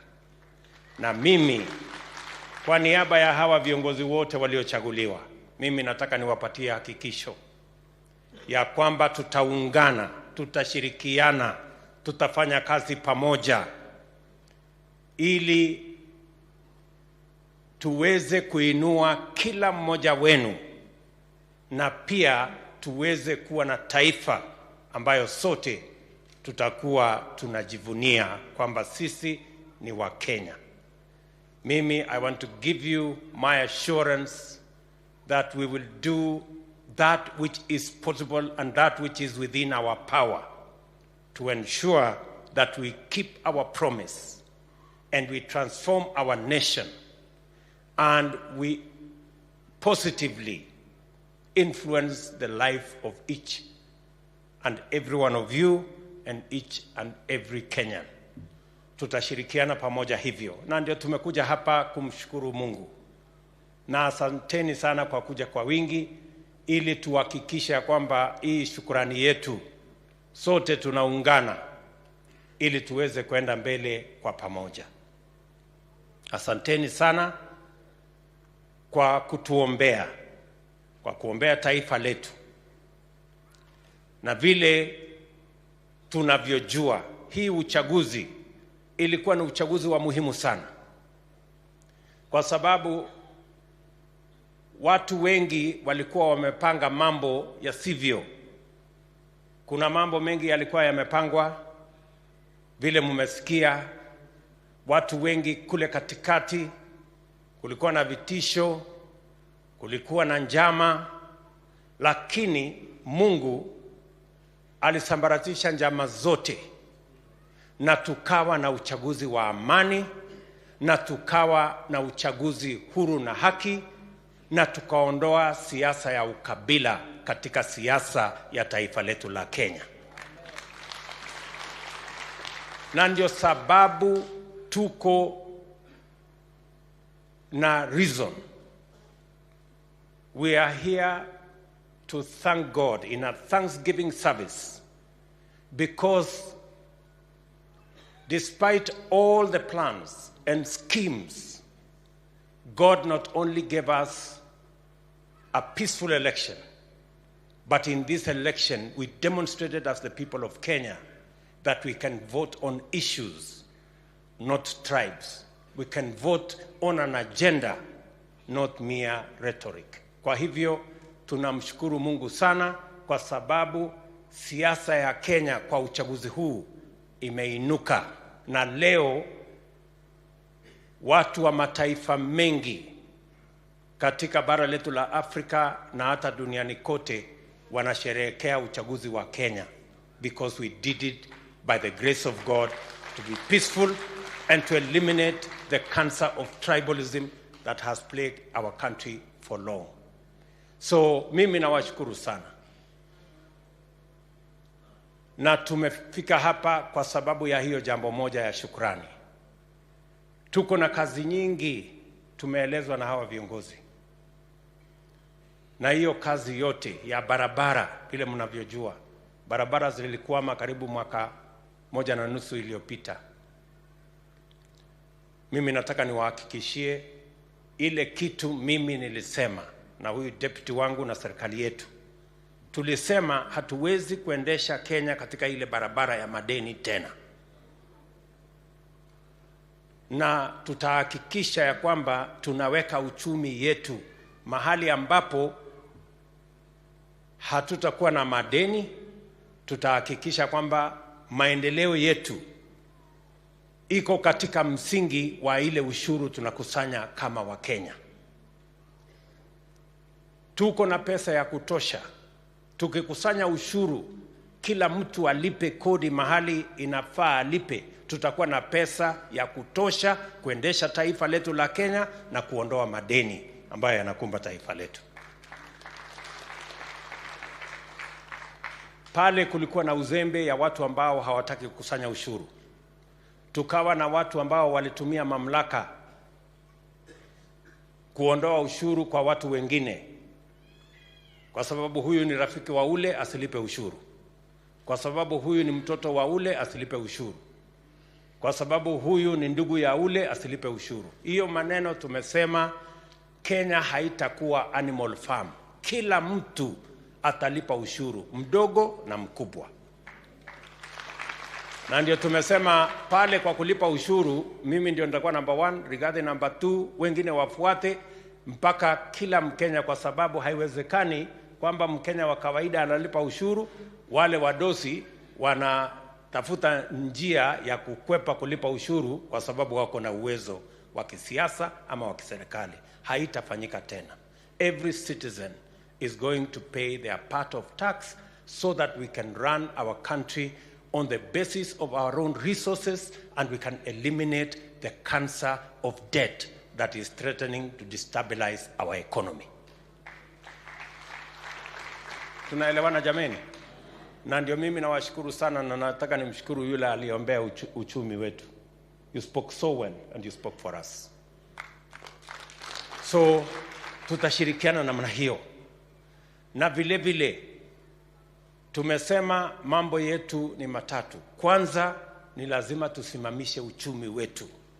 Our first assignment is to consolidate our economy, to make sure that our economy is on sound footing. Na jambo la pili ni kuunganisha Wakenya wote. Mimi nawashukuru. Mimi nimeenda na nimesema kwa taifa letu la Kenya ndio tuweze kuondoa kasumba ya kisirani ya ukabila na chuki. Tumesema serikali hii ambayo tumetengeneza kwa mapenzi ya Mungu, tutashughulikia mahitaji ya kila Mkenya. Yule alitupigia kura, hakutupigia kura, bora ni Mkenya analipa ushuru, serikali hii tutafanya kazi bila mapendeleo. Ndio tuweze kuondoa siasa chafu ambayo imeharibu taifa letu kwa muda mrefu. Na ndio mimi nawauliza ndugu zangu, sote tutembee pamoja. Ndio tusiwapatie nafasi wale walioteka nyara nchi yetu kwa miaka nyingi kwa kuuza migawanyiko, kuuza ukabila, kuuza uoga, ndio waweze kuendesha mambo yao, wa Kenya wakwame katika mambo ya underdevelopment. That paradigm we are changing. And I want to ask every citizen of the Republic of Kenya, I have said as president that we are going to unite this country, we are going to consolidate our economy, and every citizen is going to be treated equally, irrespective of how they voted, because they are taxpayers, and we have one country called Kenya, and we are a democratic nation. Those in the opposition are in the opposition because our democracy and our constitution provides for an opposition. But we are going to make sure that we serve all Kenyans equally. Mimi vile vile nataka mjue ya kwamba kuna watu hawajafurahi ya kwamba tulifanya uchaguzi ukawa ni wa amani na ukawa hauna ukabila. Ndio wamerudi kwa ile njama yao walikuwa wanaendesha kule. Walikuwa wanapanga njama ya kuvuruga, kukoroga uchaguzi, kupanga sijui namna gani, deep state, sijui system. Wakati Mungu alisambaratisha hiyo mpango, walichanganyikiwa. Kwa sababu hawakupata nafasi ya kupanga fujo, kwa sababu walikuwa wanafikiri deep state na system ingewapatia mambo yenye walikuwa wanatafuta. Sasa ndio wanajaribu kupanga hiyo maneno. Sisi tunawaambia ndugu zetu, those who are not happy, those who are against the peace, the unity that we see in our nation, that today they want to bring us old stories. I want to promise Kenya that we will not allow our country to be a hostage to threats and blackmail by a few people who are looking for their personal interest. We are going to serve all Kenyans equally, irrespective of how they voted, because we want to move our country to the next level. Tunaelewana jameni? So, musikuwe na wasiwasi. Kabisa, hii Kenya tutaiunganisha iwe kitu kimoja, tutaweka uchumi mahali pazuri, na mimi siwezi kuruhusu ati watu wachache waende kona pale, ati watupangie njama ya kututisha, ati wanatupangia sijui maandamano, ati sisi tuache kushughulikia mahitaji ya wananchi wa Kenya, ati sisi tukuje hapo ati tushughulikie mahitaji yao. Wamezoea hiyo tabia, lakini we are telling them the end has come. There is no more.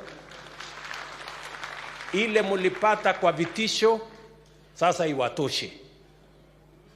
Wacha sasa tufanyie kazi wananchi wa taifa letu la Kenya. Hatuwezi kuwa tunashughulikia watu 5, 6, 10 kila mwaka nenda miaka rudi.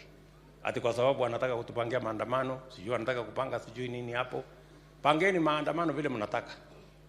Lakini Kenya itasonga mbele. Tunaelewana jameni? Kenya will move forward. And I want to assure the citizens of our great country that this country will never again be a hostage to blackmail of a few people chasing personal, selfish interests at the expense of millions of people in the Republic of Kenya. We will unite all our citizens, irrespective of how they voted, so that we can put to shame those who have the habit of using blackmail and threats to secure their personal family interests at the expense of the interests of the millions of Kenyans in our republic. Tumesema ya kwamba hii miradi yote, mambo ya housing tutafanya Kenya mzima. mambo ya program ya manufacturing, agro processing, tutafanya Kenya mzima, kwa sababu tunataka vijana wa Kenya wote tuwapange na ajira, walipe ushuru, wasimamie familia zao, wawe na manyumba ya sawasawa, na tupeleke Kenya mbele. Hatuwezi kuwa mahali moja ya maandamano mwaka nenda mwaka rudi kwa sababu ya mambo ya ubinafsi ya watu wawili watatu. Haiwezekani. We told them they can never hold this country hostage again, and we will not allow them. Tunakubaliana jameni? Kwani mtu anaweza kuteka nyara hii Kenya miaka hii yote? Unafanya maandamano hapa unapatiwa, unafanya maandamano pale unapatiwa, unafanya maandamano hapa unapatiwa. Wewe unapeleka kwa familia yako na watoto wako, alafu unataka hata kunipangia maandamano?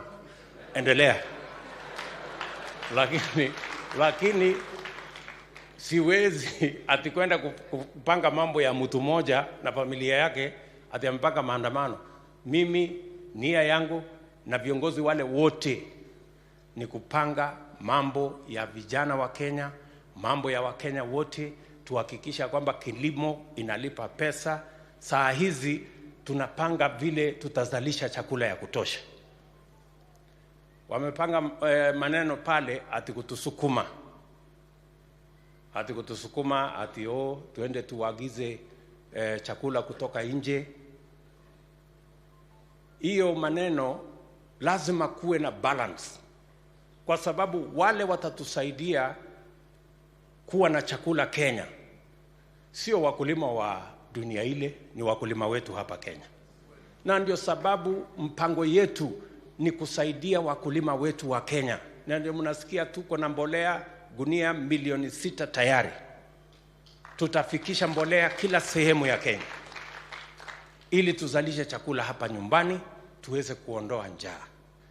Kama tutaagiza chakula ni hapo mbele, lakini itakuwa ni kwa mpango, sio kwa kusukumwa, ni kwa mpango, kwa sababu lazima tuhakikisha kwamba wakulima wa mchele hapa biashara yao isiharibike, wakulima wa sehemu zingine biashara yao isiharibike, because they are the surest solution for our food security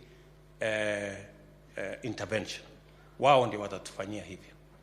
Vile vile wanaona hii watu ya makatel. Tulisema ya kwamba wale wako katika wakora na matapeli, wako huko kwa kahawa, wako kwa chai, wako kwa maziwa. Sasa ati wao ndio wana finance hii mambo ya maandamano, ati kwa sababu tumesema tutafukuza makatel. Wapange maandamano kwa wanataka, lakini kwa kahawa na chai na kwa maziwa watatoka. Yes. Sindio? We are promising them they can finance whatever they want to finance. But our farmers can no longer be the slaves of brokers and cartels who have taken hostage our markets. And Mr. Deputy President, you have my very clear instructions on what you need to do. Unajua hii kazi ingefanywa na mawaziri, lakini unajua hii makatel na hii watu mabroka ni watu wako na ujeuri mingi, na ni watu wako na ukora mingi, wanaweza kuzungusha mawaziri. Ndio nikamwambia wewe Deputy President, rungu yako ndio ile kubwa, tandika hii watu na wahame wakihama na waende wakiandanga, kwa sababu wametuzungusha miaka nyingi, but their day has come. Tunaelewana jameni? So wanaweza kufanga ile wanapanga, lakini watawachana na biashara ya wakulima, watawachana na maziwa ya wakulima, watawachana na kahawa ya wakulima na chai, ili kila mkulima awe na pesa mfukoni. Na tutaanza mwaka huu. Hata ile ushuru tayari tuko na mpango. Hata ile ushuru inawekwa mambo ya chai, tumesema katika budget inayofuata tutaondoa hiyo ushuru, ndio tuanze safari ya value addition ya chai yetu. Haiwezekani miaka 60 baada ya sisi kuwa nchi huru only 5% ya chai yetu inafanywa value addition. We have to take it all the way, ndio mkulima aweze kupata pesa, vijana wetu wapate ajira katika ile mambo ya agro processing, na tuhakikisha kwamba tunazalisha nafasi ya ajira na pia tunaongeza mapato kwa wakulima, ndio tupeleke taifa letu mbele. Mimi nakubaliana na gavana wenu, tutajenga hapa industrial city hapa Sagana, na tayari tumepata pesa ya hiyo kazi. Iko process kidogo, watu wa kutoka Korea wamesema watatusaidia.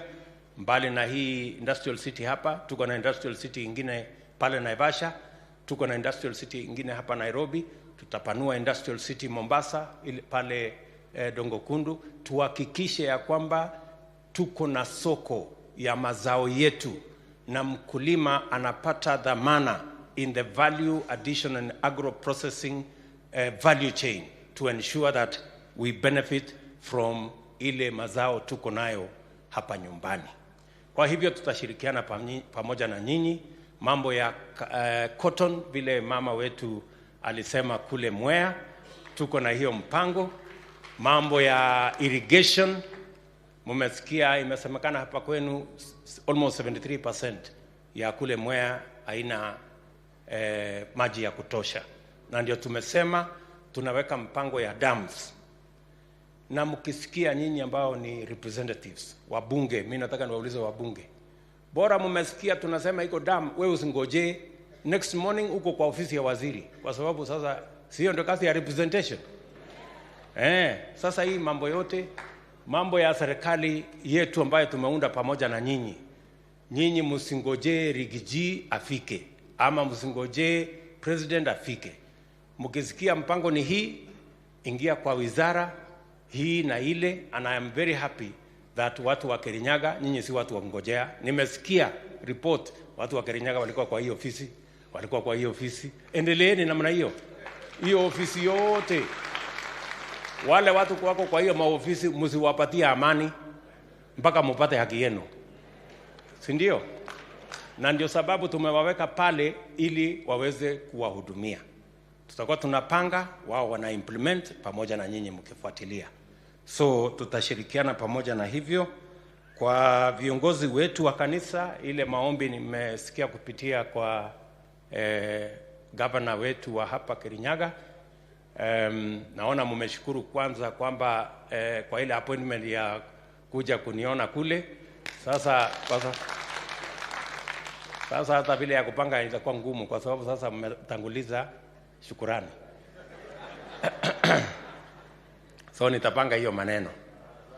Mambo ya yenu ya kufile returns, mmesema ya kwamba mnataka hiyo kufiling returns ya kanisa ifanyike karibu hapa kwa Huduma Center. We are going to make it even better. Hakutakuwa hata na haja ya kwenda kwa Huduma Center. Bora uko na simu na uko na internet, utakuwa unafanya hapo nyumbani kwako.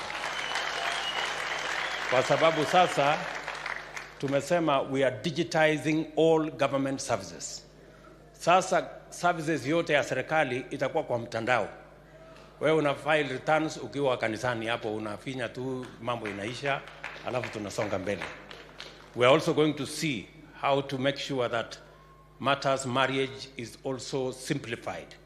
Ndio kusiwe na bureaucracy mingi na mambo mengi ambayo hayana maana. Kwa mambo ya tent, nimeshakubali ya kwamba nitawatafutia tent kubwa na viti.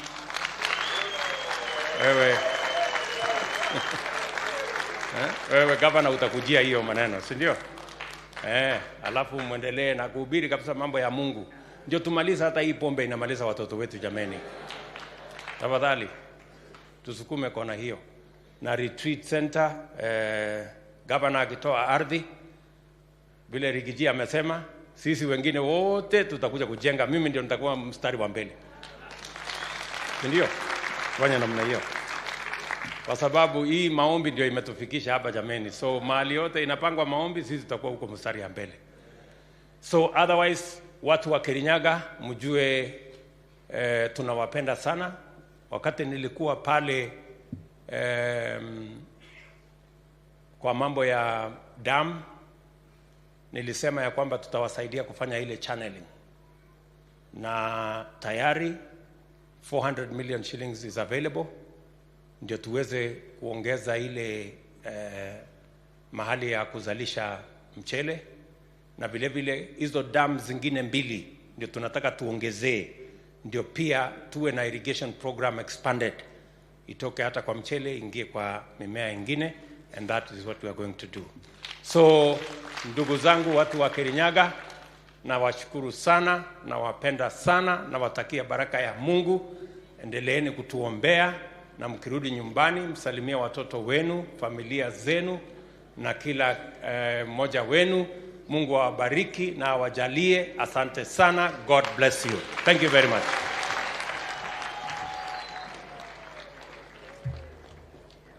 Thank you very much, Your Excellency. May we be seated for a very brief session whereby we have just 2 assignments, Your Excellency. We have the presentation of gifts.